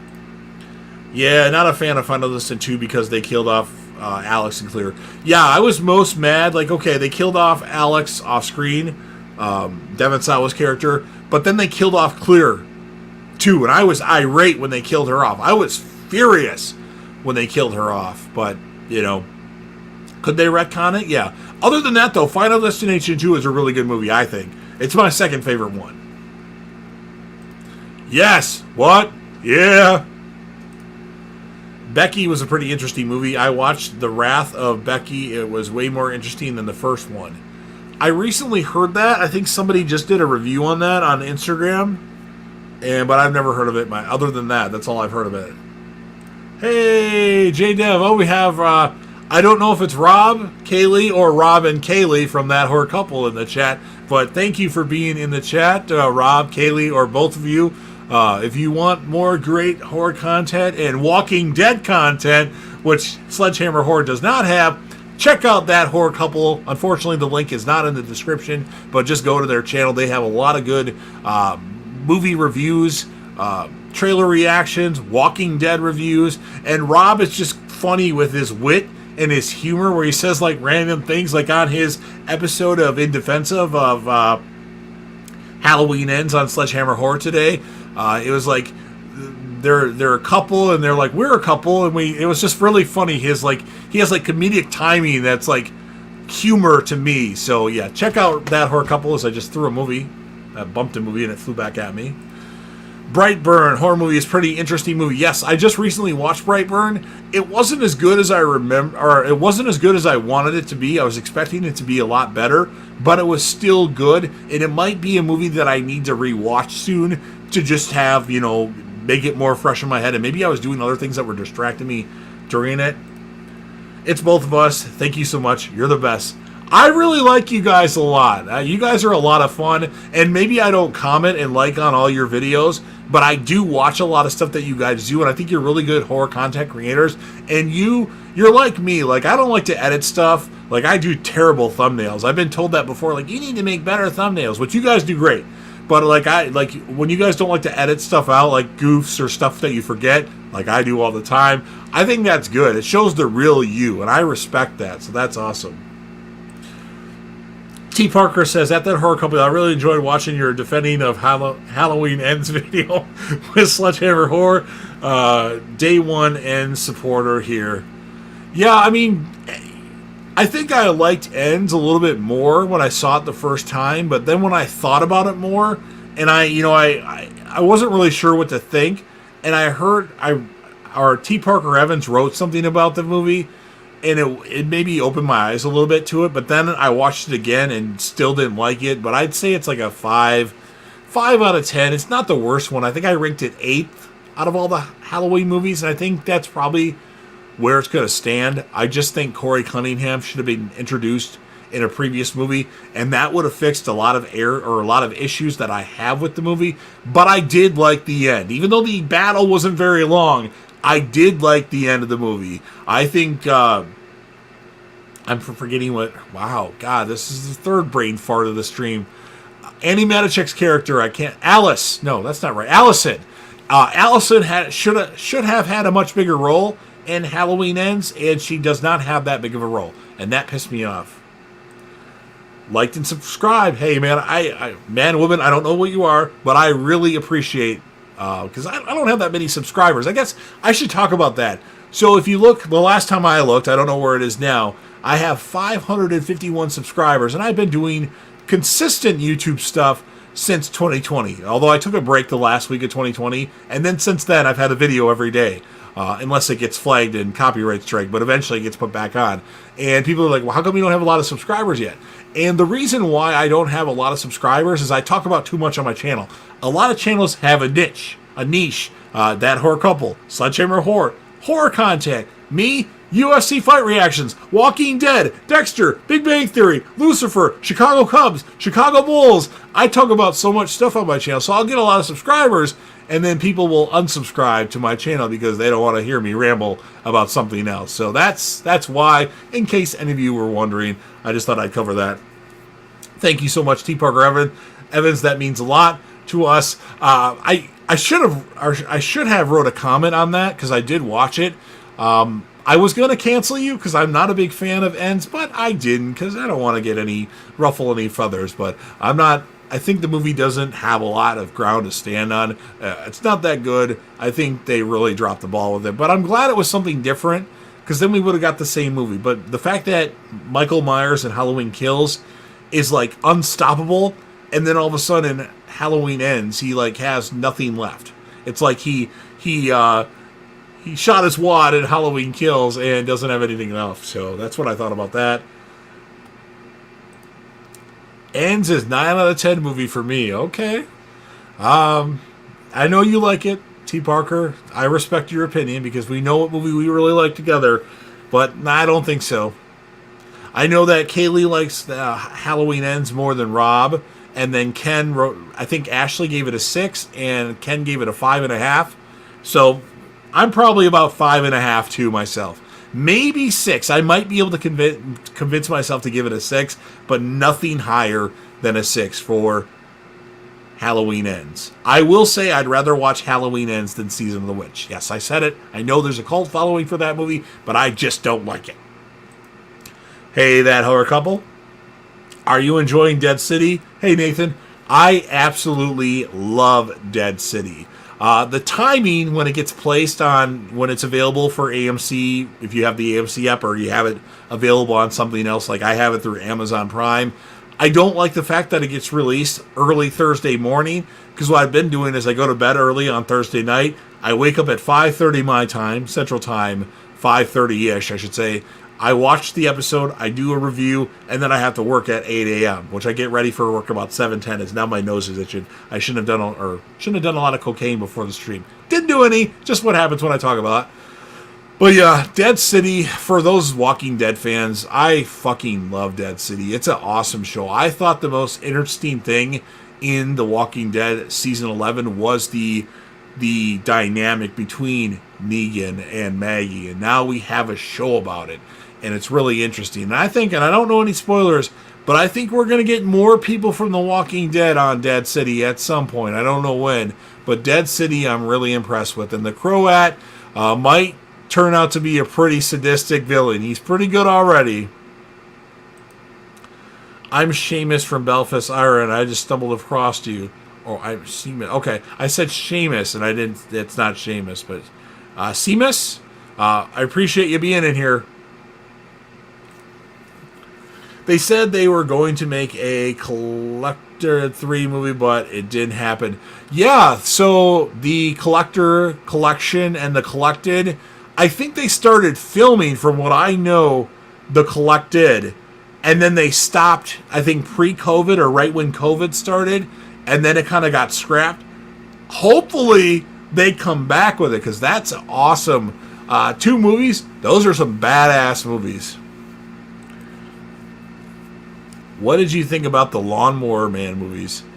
I think I saw the Lawnmower Man when I was younger, but don't remember anything about it. Sorry. I don't know. I just love it when the Halloween franchise does something different about other evil forces taking over on a Halloween, like so Curse of Michael Myers and ends. Yeah, that's a good point. Have you ever seen the Rest Stop horror movies? I have not. I don't know if T. Parker Evans, that horror couple, or Nathan have, though. I've been live for 3 hours. Let's see how long I can keep talking. So happy you're enjoying it. We are too. Rob wants to know if you watched Money in the Bank today. Yes. So the last time I watched wrestling, I got Sling TV to watch the Raw after WrestleMania, which I was very disappointed by. And I haven't watched anything wrestling related since. Of course, I'm on Facebook. I've liked the the page, the 434 or 434 Wrestling. So that gives me all the wrestling updates. So I'll see that in my feeds. And I don't know, something about Money in the Bank, with it being in London and a big venue, and like Logan Paul being on it, like it made me want to watch it. So, and it's during the afternoon, so I figured, what else am I going to do other than watch random TV shows that I've already watched to do a review of? Well, most of them that I've already watched, not Lucifer. So I ordered Money in the Bank. When Cena came out, that was crazy. So that was pretty awesome. I had a feeling that Drew McIntyre would come out. Damian Priest winning Money in the Bank, I mean, he was the logical choice. I obviously would have preferred either Logan Paul or LA Knight, just because I think Priest could win it a different way. But, I mean, it was a pretty good pay-per-view event. I enjoyed it. I wish the Viper would have came out, Randy Orton, which I didn't think he would come out, but I was kind of hoping he would. Just because the Rev Theory did an update on his song, which instantly makes people think that Randy Orton is going to show up at any point in time. For those of you that don't know, Randy Orton is my 3rd favorite wrestler of all time. The Rock is number 1, The Ultimate Warrior is number 2, and Randy Orton is number 3. What did you think about the Resident Evil Welcome to Raccoon City movie? I liked Welcome to Raccoon City. I think it's the 2nd best Resident Evil movie, with my favorite being Resident Evil Apocalypse. So the second one from 2004, I really like, because it focuses on Jill Valentine, and you have Nemesis in the movie, he was badass. And then Welcome to Raccoon City is my 2nd favorite, and I heard recently that they are making a sequel to that, so I'm happy about it. I feel like they dropped the ball with the last one at points, but as long as they bring in Nemesis, I'll be happy. What did you think about the Psycho horror movies? I want to say I've seen them all. I just don't remember a lot about them. I saw the Vince Vaughn one. I saw, was it 3 or 4 of the ones? I remember the one where he's talking to the lady on the phone, the black and white one. So that would be a franchise that I would obviously have to revisit, though, because I don't really remember a lot about it. Smash, like. How come it never goes higher? That would be nice. Yeah, my view counts, for those of you that are interested in the channel analytics, my views on my videos have been really good lately. Like, I'm getting hundreds of views on every video for the last 3 weeks, which is, for my channel, is pretty good.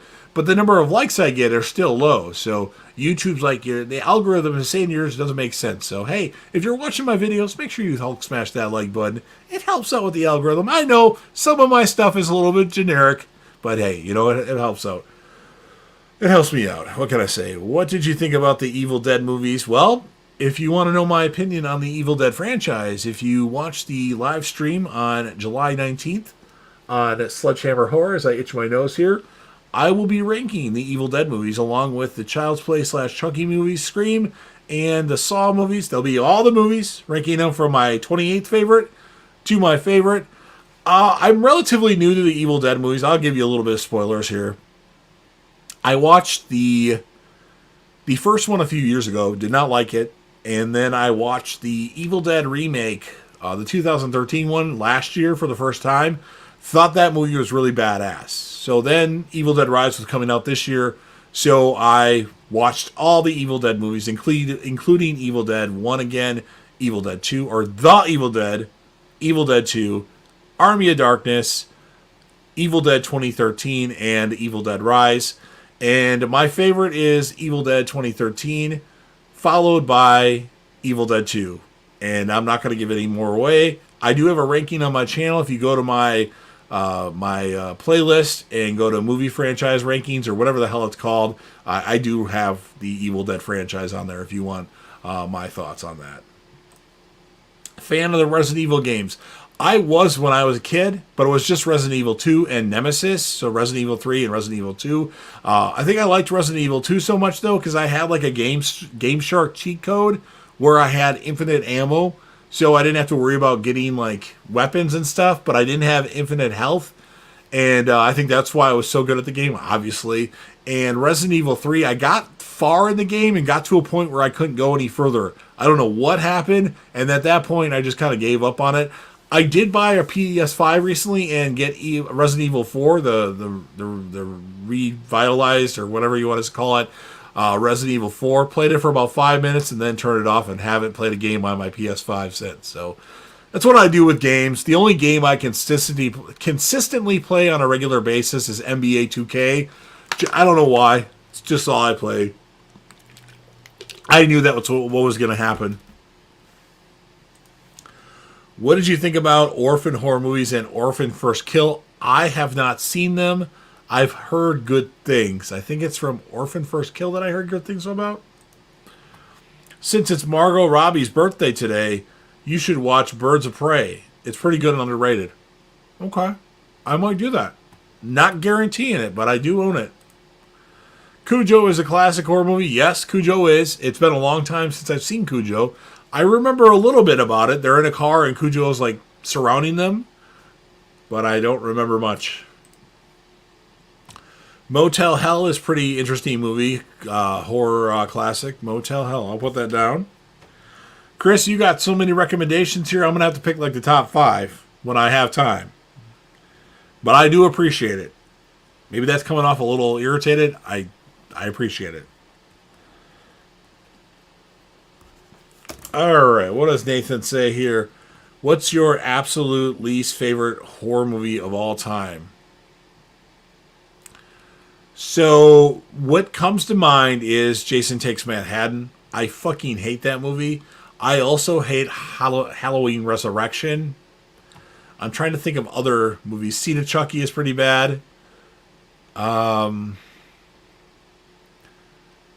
Honestly, to me, The Evil Dead is pretty bad. It's just, yeah, I know it's a classic. To me, it's aged very badly, and Ash isn't Ash in Evil Dead, The Evil Dead. So that's not as bad as the other ones, though, but I don't like it a lot.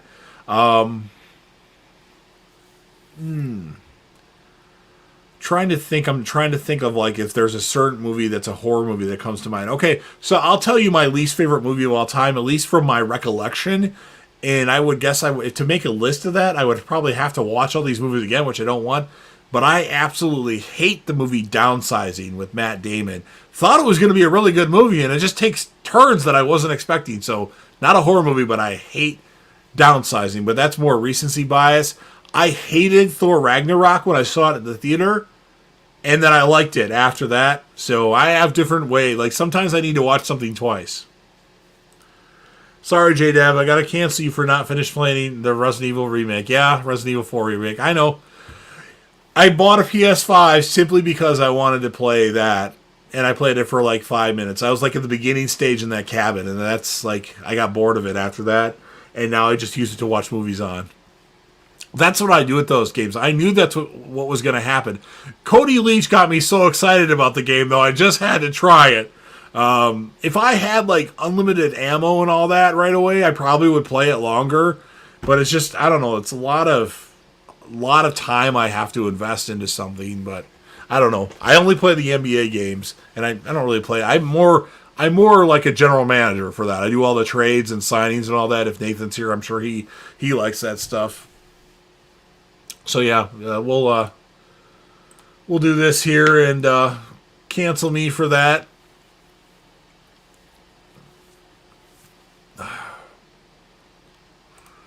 So I got canceled. That's fine. I deserve to be canceled. I should cancel myself for that investment because I spent a lot of money to get a PS5. Assassination Nation is a pretty interesting movie. Okay. I've never heard of it. The Crow is a classic movie. I don't think I've ever seen The Crow. I don't think I did. Canceled. Have you ever tried Resident Evil 7 or Village? No, I did. I shouldn't even play those games because what'll happen is I'll buy them and I'll play them for 5 minutes and then not play them again. I've done that consistently with those type of games for a very long time. So I guess this will lead me into a random thought by me. So, JDev, Jason's favorite video game of all time. And there's actually a TV show, not exactly of this game, but there's a game that I really like for the original PlayStation called Twisted Metal 2. And I absolutely love Twisted Metal 2. I put hours upon hours of playing that game with all the characters, beating the game with all different characters, seeing their ending cinematic scene with Calypso at the end, and I love Twisted Metal 2. That was like the last game that I put a lot of time into. Well, Resident Evil 2 because I had cheat codes for it, but loved Twisted Metal 2. Favorite game of all time. All right, I gotta head out. This was fun, man. Great stream. See you later, guys. Nathan, I appreciate you being in the stream. I'll make you a moderator because you're in the stream. Not. You don't have to do anything really. Just in case somebody gets a little out of hand. But I can take criticism. If somebody's going to diss me for dumb topics or messing up what I want to say, that's fine. But if somebody gets out of hand, if you're available, if you're in the stream, just hide their comment or delete them. Or if somebody that wants to advertise porn, which, hey, porn is a good thing, but I don't want to have false links or anything like that. But I'll make you a mod. Query is a great one. Query. I don't think I've heard of that one, although it rings a bell. That horror couple, The Query was real. Okay, T. Parker likes it too. I'm putting it on the list. Where the hell's my goddamn pen?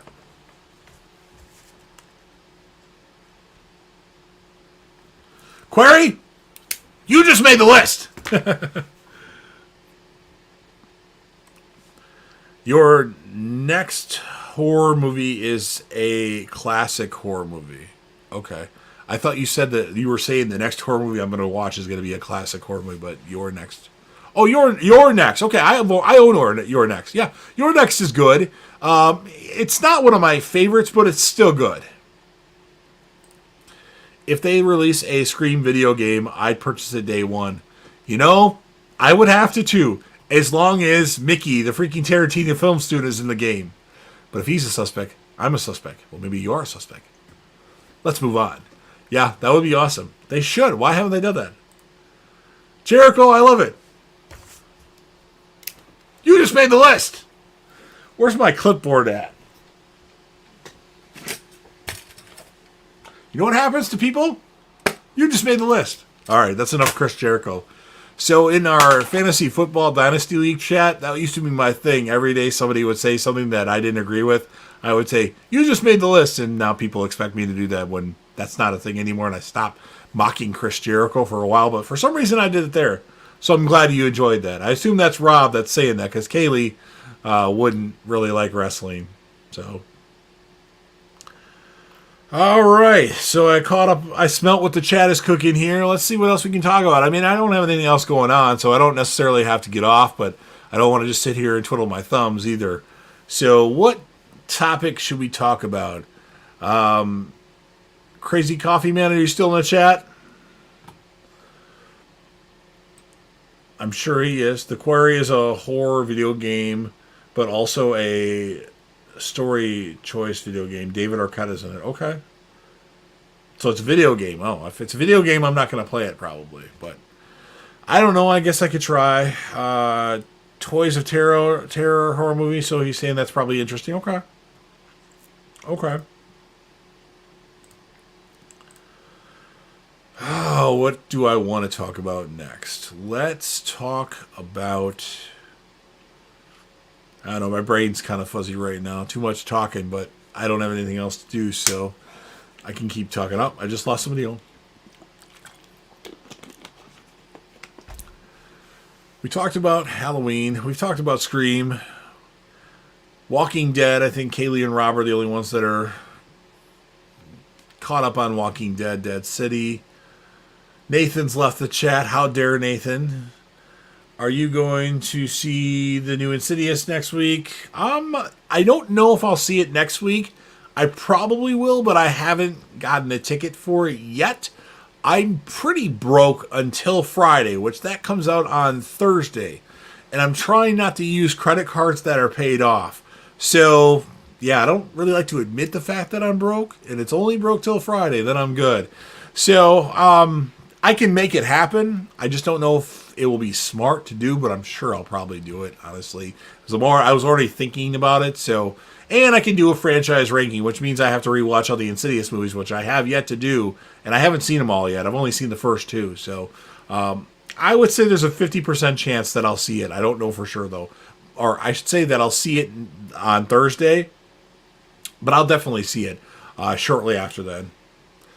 Insidious, I think I like the Conjuring, at least the first Conjuring, more than the Insidious movies. Although I didn't really like the second Conjuring. And they kind of like are the same movie because you have Patrick Wilson as the lead in both movies. And then you have Vera Farmiga and, God, what's the chick that was the female that's in the Insidious movie. So it's almost like the same movie, but it's not. So, but I don't know. I'll definitely probably check it out. I just need to watch all those movies and do a ranking on it. The Scientist horror movie. Okay, The Scientist. It sounds interesting. Is he going to talk about the periodic table? I'm going to take a quick break. It won't be long, like 30 seconds to do something real quick. I'll remember to say something when I get back to appease people that want me to say something. I'm still here.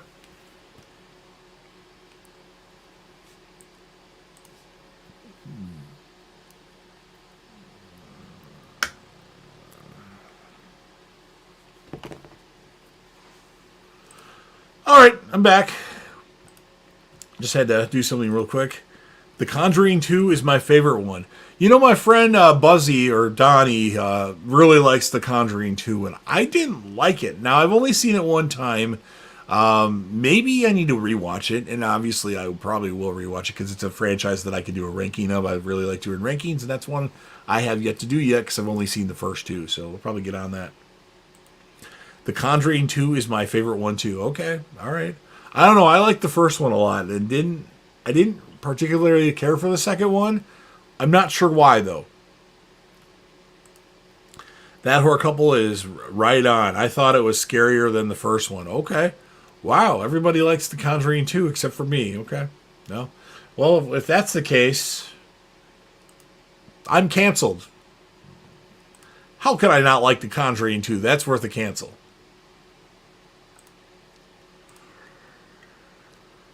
Yeah, I don't know. At least at the moment, I think The Conjuring is better. Although I only like the first Conjuring thus far, other than the fact that I've only seen the first two. And Insidious, I don't know. Like, Insidious doesn't really stick in my head that well. So I think upon rewatching the first one at least and the second one, maybe I'll like Insidious more. I don't know, but I know more people that like Insidious more than Conjuring. Oh, let's see what we got here. The Banshee chapter horror thriller movie. Banshee. It's in it called something else with Banshee in it. Although, on the topic of Banshee, if anybody has Max, formerly HBO Max, the show Banshee, which is 4 seasons, I think it's 39 episodes, pretty badass show. It stars Anthony Starr, who is Homelander in The Boys.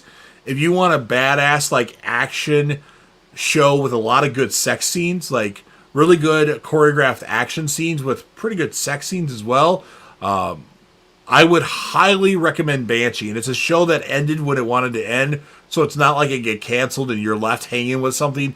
But Banshee's pretty awesome with Anthony Starr. That's like the only person that I know offhand that's in it that I can name.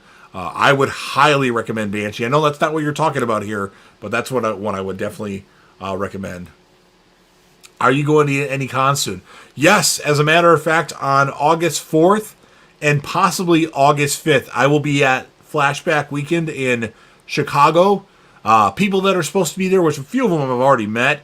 Skeet Ulrich from Scream and Scream 5 and Scream 6. You have Jamie Kennedy, who I've already met, but I do want to get a picture and autograph with him again. You have Rose McGowan, who I've met before, but actually didn't go up to her. I want to meet Rose McGowan, get a picture with her, because I think Rose McGowan is actually underrated. And Tatum is one of the best characters in the Scream franchise. And also going to be there, all the people from the Terrifier movies, including Lauren Lavera, who I really want to meet. That's the main person that I want to meet there. So Flashback Weekend in Chicago is the next convention I'm going to. I haven't been to one in a long time, though. I've been slack. They're really expensive to go to, and I've just kind of taken a break because it seems like the same people go to all of them, so I don't want to meet the same people over and over again. But I definitely already have my hotel room for Flashback Weekend in Chicago on August 4th into August 5th. The Conjuring turns 10 this month. That's crazy. Poker Night, thriller, crime movie. Okay. On the subject of poker, my favorite poker player of all time is, for those of you that like poker, Phil Hellmuth, actually from the same state and city that I'm from, Madison, Wisconsin. What's a horror movie you dislike or don't care for that everyone else loves? I wouldn't say I dislike and don't care for, but I think, and T. Parker, get ready to cancel me for this. And Kaylee, if you're still here, get ready to cancel me. Rob, I don't know, will cancel, but Halloween 78. I think it's slightly overrated, but it's still a good movie. I shouldn't say that because that's a really good movie. It's probably, in my last ranking, it was number 2. So I guess I just feel it's really overrated. Let me think on that, T. Parker Evans. I'll give you an answer soon. Besides Conjuring 2. Very true. A Killer Next Door thriller movie. Okay. A Killer Next Door. I'll write that one down. Why do I keep misplacing my pen? Now it's over here on my clipboard. Killer Next Door. Oh, my eyes keep going in and out here. Okay, try to focus here. I'm going to turn my brightness down to my light here. Hopefully everybody can still see me. This might help me see a little bit better here. Oh, let's see where we got here. Okay, T. Parker's question. Horror movie you dislike or don't care for that everyone else loves. I don't think everyone else loves this movie, but the Friday the 13th from 1980. The original Friday the 13th. Not a fan. It's completely different from the other movies. And very bad characters. And the best character of the movie shows up in the last, 15 minutes? So, off the top of my head, without thinking long about it, I would say Friday the 13th from 1980. Although I know people that don't like it as well. I won't cancel you for that as much as the original Halloween is my favorite movie. No, that's fine. I guess I just have love for Halloween for the Return of Michael Myers. I think, and I'm not 100% sure this is the case, I think Halloween 4 is the first Halloween movie I saw, and that's probably why I have that opinion, although I'm not 100% sure. But I know out of the original 5, Season of the Witch was the last one I saw. And I was like trying to watch it. Like, I can never find Season of the Witch. Finally, I saw it one night. And I'm like, what the fuck is this? Love all of your posters. They are awesome. Yeah, I think it needs an update. Wow, I'm really having trouble seeing right now. Like, it's not good. God, Okay, there we go. That's better. This is a constant battle sometimes. Sometimes I have no issues with it, and sometimes I have a lot of issues with seeing because my eyes get blurry. Halloween 4 is my first Halloween movie, too. I'm not 100% sure, but I want to say that's why I like that one so much.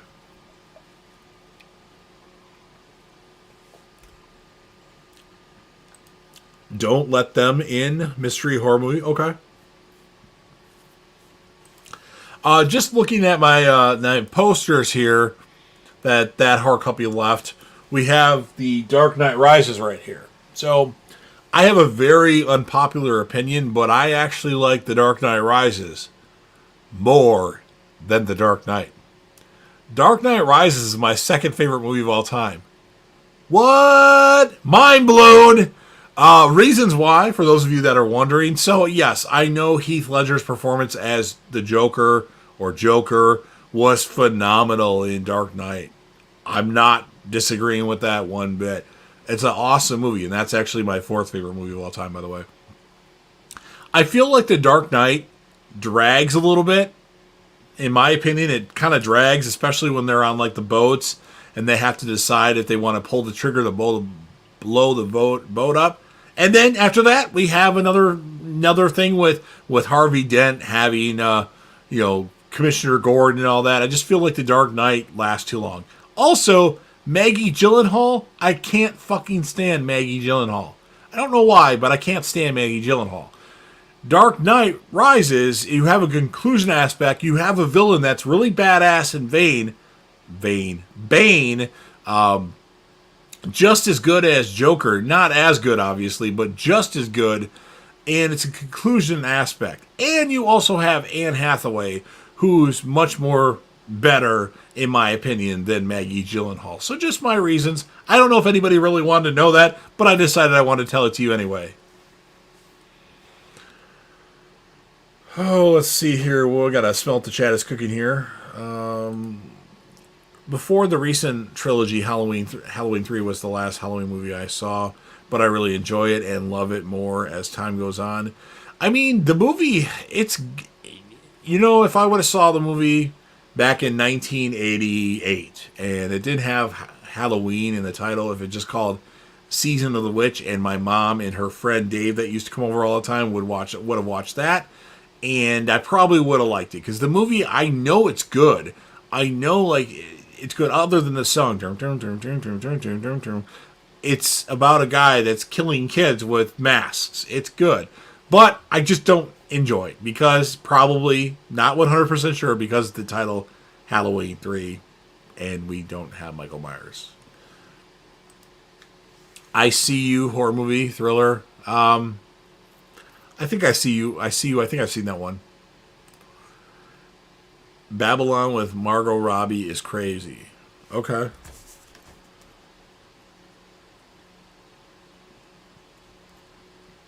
Good to know. I haven't heard that one before. Is that something new or something old? Every time Crazy Coffee Man is in the chat, I rub my eyes. Isn't that funny? Chris asks or says Cabin in the Woods with Chris Hemsworth interesting movie. So I don't know when you got in the stream, but in my recommended like movies people don't talk about, Cabin in the Woods was one of the first ones I talked about. Good movie, crazy movie actually. Not what you're expecting too. The Dark Knight Rises is underrated, but The Dark Knight is superior. I thought Rises went on too long, right when Bruce gets into the pit. I mean, I say the same thing about The Dark Knight, but I mean, yeah, I'm probably one of the few people that say that. I think Nick likes The Dark Knight Rises more than as well, but not a lot of people have that opinion. So I get it; it's an unpopular opinion. I just think a lot of people shit on The Dark Knight Rises, and it's not a bad movie. It's just to some people the worst movie out of the Nolan trilogy. We're going to head to bed, but we had a great time hanging out with you on here. Awesome live. Hey, man, thanks. I appreciate that. I'm sure you guys would be able to do it better because you're funnier and you guys have good chemistry, obviously, as a couple. But I appreciate those words. I try to keep it interesting. I don't necessarily do a good job of it all the time, but I do my best. John Carpenter, The Fog is an interesting movie. Okay. I have not seen The Fog yet. I know. Cancel. So, on the topic of John Carpenter, well, we got another thing. The Halloween. Interesting movie. I saw all the Halloween movies when I was younger and don't remember a thing about them now. But I don't think they were bad movies. Rises is the weakest of the trilogy for me, but is still an 8 out of 10, 8.8 out of 10 movie for me. Well, okay. Well, if you want to do that. Yeah, I mean, a lot of people have that opinion. And, I'm glad that you say it's an 8.8 out of 10. I think it's a solid movie. I really liked it. It's one of those movies that I saw in the theater, obviously, with The Dark Knight. And I was shaking because I was so into the movie. I've only had that feeling for a few movies, and I'm absolutely serious when I say this. I'm not making this up. That I know there are 3 movies that I know for sure that I was shaking because I was so into the movie. One is The Dark Knight Rises, Passengers, and Scream 2. Those are 3 movies that I was so into the movies that I was shaking. Now, obviously, Avengers Endgame, that's my favorite movie of all time, at least at the moment, and I didn't have that feeling, but I was really into that movie too, but I was shaking so much because I was so into The Dark Knight Rises, Scream 2, and Passengers. The Burning, it was an okay movie. Okay. Good to know. God, my eyes are super dry. Somebody want to trade eyes? Oh, I'm still stuck on T. Parker's question. Is Friday the 13th really the movie that I don't like that other people like? I'm sure there's a different movie. I'm just not thinking of it. Man. I don't know. That's the only thing I can think of that really makes sense for that question. But I know there's something else. I might have to give you that answer on a different day, possibly. Because I feel like there's an answer to that question that would be a lot better.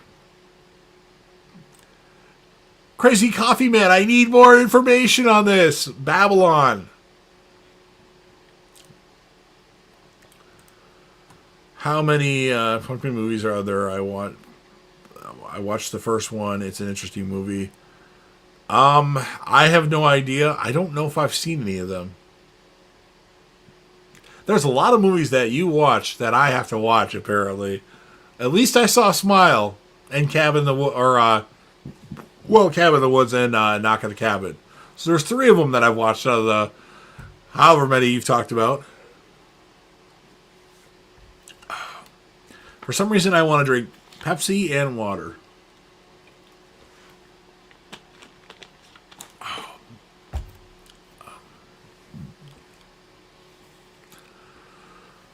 All right. I think we're going to wind down the chat pretty soon here. So let's see. It's, or wind down the chat. Wind down the stream. It's been 3 hours and 35 minutes, and I don't want to keep you guys all night. I do appreciate you guys being in here. Let's wrap it up. By 1 o'clock my time for sure. Maybe. Oh boy. Okay. All right. let's go 5 minutes to 20 minutes more. Again, I'm running out of things to talk about. I don't want to talk about things that not everybody has seen, so I think that's a good time. So about 5 minutes I'll go, and then we'll see where we're at from there. Don't get mad, but I fell asleep for a bit while watching Endgame in the theaters back in 2019. Okay. Interesting. I'm not going to cancel for you for it because it is a long movie. I did not, and it's a movie that kind of traumatized me. When spoiler alert. So if you haven't seen Avengers Endgame, please get off the stream now. 3, 2, 1. You've been warned. So when they kill off Natasha Romanoff's character, I was like traumatized. Like, what the? They're supposed to kill off either Tony Stark or Steve Rogers in the movie, and then they kill off Natasha Romanoff, and I was not happy about that. We need more Scarlet. But I mean, I recently watched Endgame, and that was the first time I fell asleep during it. So I've seen the movie probably 10 times now. Probably 12 times, actually. That was the first time I dozed off during it. I actually dozed off during Zodiac last night. And that's a movie that I haven't watched in a very long time, from the first time I watched it when it came out. And I'm like, I just picked that to watch, and I fell asleep during it last night at like early, too. It was still early when I put that on, and like I dozed off multiple times through it. So that's one I need to finish. So what was the movie I was supposed to watch today? Oh, because it's Margot Robbie's birthday. Or no, yes, Birds of Prey. And now my nose is itching again. It's the cocaine that I did. Howlett horror movie is an awesome movie. Okay. Crazy Coffee Man says, thank you. Thank you for what, though? Thank you for pulling up your comment again about Margot Robbie and Babylon. I need to check that out because I haven't heard of that yet. I don't know if it's a new one or an old one. That's when I fell asleep during Endgame, right before Black Widow died. Oh, wow. Okay. Severance. Horror movie is pretty interesting movie. You should check it out. Okay. I'll put Severance on the list. Severance. Okay. I got a lot of movies that I have to watch that you've recommended here that I'm not guaranteeing I'm going to watch a lot of them, but we'll pick out a few here. We'll see what's good out of those. Hopefully I'll have good things to report back to you.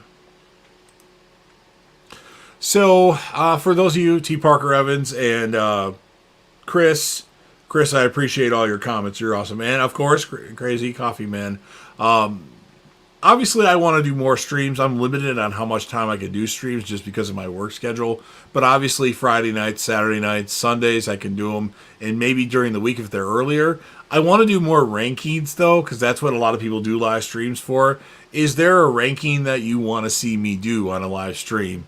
Obviously, we have different people in the chat that have different likes in movies. Mission Impossible, Dead Reckoning, Part 1 comes out next. I'm going to see it on Monday the 10th.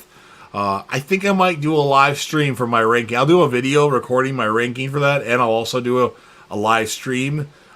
Is anybody interested in that? I mean, some people don't like Tom Cruise because of his opinions on Scientology. But despite that, Mission Impossible movies are pretty good. Although, I don't think the new ones are as good as one of the other ones. Babylon came out in December of 2022. Brad Pitt and Tobey Maguire are in it too. Oh, Tobey Maguire. Yeah, I don't like Tobey Maguire. It's not for everyone, but I thought it was really good, and I love A Letter to Cinema. Okay. Maybe I have heard of that, actually. Maybe I did hear about that. I don't know for sure, though. I'm not sure. Still here! So, yeah, I think I'll do a Mission Impossible live stream. Now, that's a franchise where I don't remember a lot of details about each movie. Like, I know a little bit, and I just rewatched all of them. And, but I do like some of those movies, so I think I will. Oh, boy. So, T. Parker Evans says, not a fan of Tobey Maguire. So, I don't know if you were in this chat earlier. So, Tobey Maguire and me have an interesting relationship. I love the movie Brothers. I don't know if you heard it, but I talked about that earlier. Brothers with Jake Gyllenhaal and Natalie Portman. Really good drama. check it out if you're into dramas. Premise: Tobey Maguire's a soldier or enlists, gets called into action, gets captured by the Taliban or something like that, and tortured, and they're told he's dead. The family, his brother Jake Gyllenhaal was like the black sheep of the family, always got in trouble, was in jail, and then he becomes a good person, and while Tobey Maguire is like held hostage for years. And then they find out, hey, he's alive. He comes back, and he's batshit crazy, and shit happens. So if you haven't seen Brothers yet, Jake Gyllenhaal, Tobey Maguire, Natalie Portman, check it out. But so I played in the 2012 World Series of the 2012 World Series of Poker. My friend Jeff, at the time, we're not friends anymore. He used to pay me to gamble for him because I play pretty patient, and he entered me into these World Series of Poker events. And one of the events was a $5,000 no limit buy-in, and Tobey Maguire was playing it. Now, why was he playing a $5,000 event? I don't know why, and I don't have footage or a picture or anything like that. But Tobey Maguire played pretty terrible. Like, he played fucking crazy. Would play every hand, would call. I don't know if you're a poker player, but he snap called my all-in. I had ace-queen. He had, like, nothing. He called my all-in on the flop where I hit a queen. He had nothing, and he hit running cards to catch a straight. But the problem with Tobey Maguire is the man snap called me, where he quickly jumped up and called, threw his cards on the table, and had nothing, and caught runner for a straight. So, because of that, I don't like Tobey Maguire, although I didn't really like him that much before then. So, that is my history with Tobey Maguire.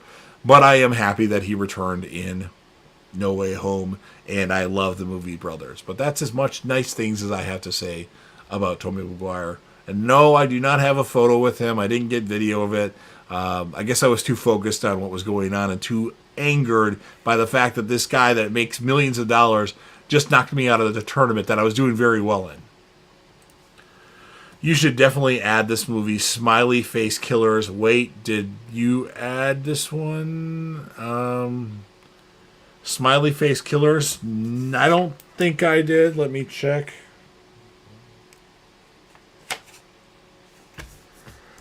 I had 2 note cards. I lost one of my note cards. Well, I'll put it on this one in case I didn't put it on the other one. Smiley Face Killers. Alright. I got a lot of movie watching to do, and my eyes are dry. So I'm not going to go very much longer. You should definitely add Toys of Terror horror movie to your list. Alright. I'll do it. Again, I'm not guaranteeing I'm going to watch them all, but I'll try to get a few of them out for you. What I'll do is probably put them all into IMDb and kind of look at what it says about each one of them. And then I don't mainly go based off the scores because that just because they rate a movie bad doesn't mean I'll rate a movie bad, but just to kind of get an indication what a movie's about. That's an interesting story. Yep, and a lot of people don't believe it because I don't have proof that I played with him. He even said, I guess you don't want my autograph after he knocked me out. I was basically wanted to do bad things to him, so I wasn't really in the mood to take a picture in that. But yeah, I don't know why he would play a $5,000 tournament. And I mentioned something like, you're playing in a $5,000 tournament. He's like, hey, that's what was available at the time. But I don't know. It's a true story. I know it sounds far-fetched, but it's 100% true. He snap called me with nothing. So his 2 cards, so you play the 3 community cards that are on the flop. I had ace-queen. I hit a queen on the flop. I had top pair. I was like an 80% chance to win the hand. Probably more than that. He had nothing. I don't even remember what cards he had, but he had nothing and caught running cards to hit a straight. So he hit me by hitting a straight. And it pissed me off. So I don't like Tobey Maguire because of that. Yeah. I mean, it's not like I paid for the tournament, though, so it's not like I lost money. Tobey has an interesting role in Babylon that might trigger you, LOL. That's okay. He was really good in Brothers, though, so if you haven't seen Brothers, I would highly recommend that. You should definitely add the Possessor horror movie to the list. Man, Chris, you're recommending stuff left and right. I don't know where you're coming up with all these movies. Like if you have a list of your own, but you might want to rank if you have something handy when the stream is over, which will be very soon here. Leave a comment, just letting me know in case I need to go back if I missed something. Maybe put them in order, your favorite to least favorite. I know you've recommended a lot, so that might take a lot of time, but do something. But I'll look a few of them up for sure on IMDb and see what. Actually, I think I might have put this one on the. Where's my other note card at? I don't know where the other one went, but I know I put some on one. Possessor. All right.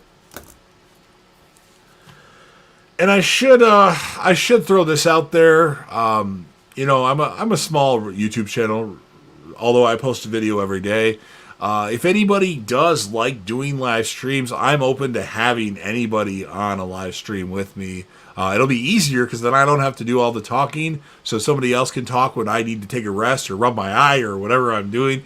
If anybody has any interest, T. Parker Evans, I don't know if you like going live or not, but I'd love to have you on my stream because I don't think you've done another stream on any other channel, at least that I've caught.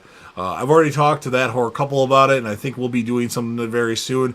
Obviously, I would like Ken on a stream because he was the first channel that I went live on. Nick, obviously. Justin, obviously. But if anybody else has any interest on being live on YouTube with me in a stream, certainly let me know. We can definitely make that happen. Yeah, you should definitely add Possessor Horror Movie. I added it to the list. So, yeah, I'm about ready to call it. Does anybody else have any questions or anything that they'd like to add or anything that they would like to plug or any last movie or TV show recommendations? Now's the time to add it to the chat. Obviously, make sure you smash that like button on the stream. Helps out with the algorithm. I haven't even looked to see where we're at with that, but I wonder where we're at. Been going live now for almost 4 hours, so all right. You should definitely add that. Okay. All right. Well, I think I'm going to call it here. I appreciate all the people that were in the stream. That horror couple, Kaylee and Rob, Ken Sledge from Sledgehammer Horror, Richard, Crazy Coffee Man, T. Parker Evans, Chris, what was the other guy's name? Seamus. I probably am butchering that name, although that's what it's spelled like. I appreciate all of your wrestling knowledge in the chat earlier. Nathan, of course. I'll make Nathan a moderator. Definitely appreciate all your participation. If you catch this after, maybe you watched the end of the stream that you didn't catch because there are a lot of people left. But I appreciate you all. T. Parker Evans, it was great to have you. In case you didn't hear it, you are a moderator for my channel. No pressure, just if you see something crazy going on, I give you full authority to take care of it. Not that I really care if anybody does anything, but I don't want people to spam my chat with porn stuff. Unless it's good, of course. So I'm going to call it. Again, I appreciate you all for being here. And happy 4th of July. I'll be watching Independence Day on Tuesday. And everybody have a great evening. See ya.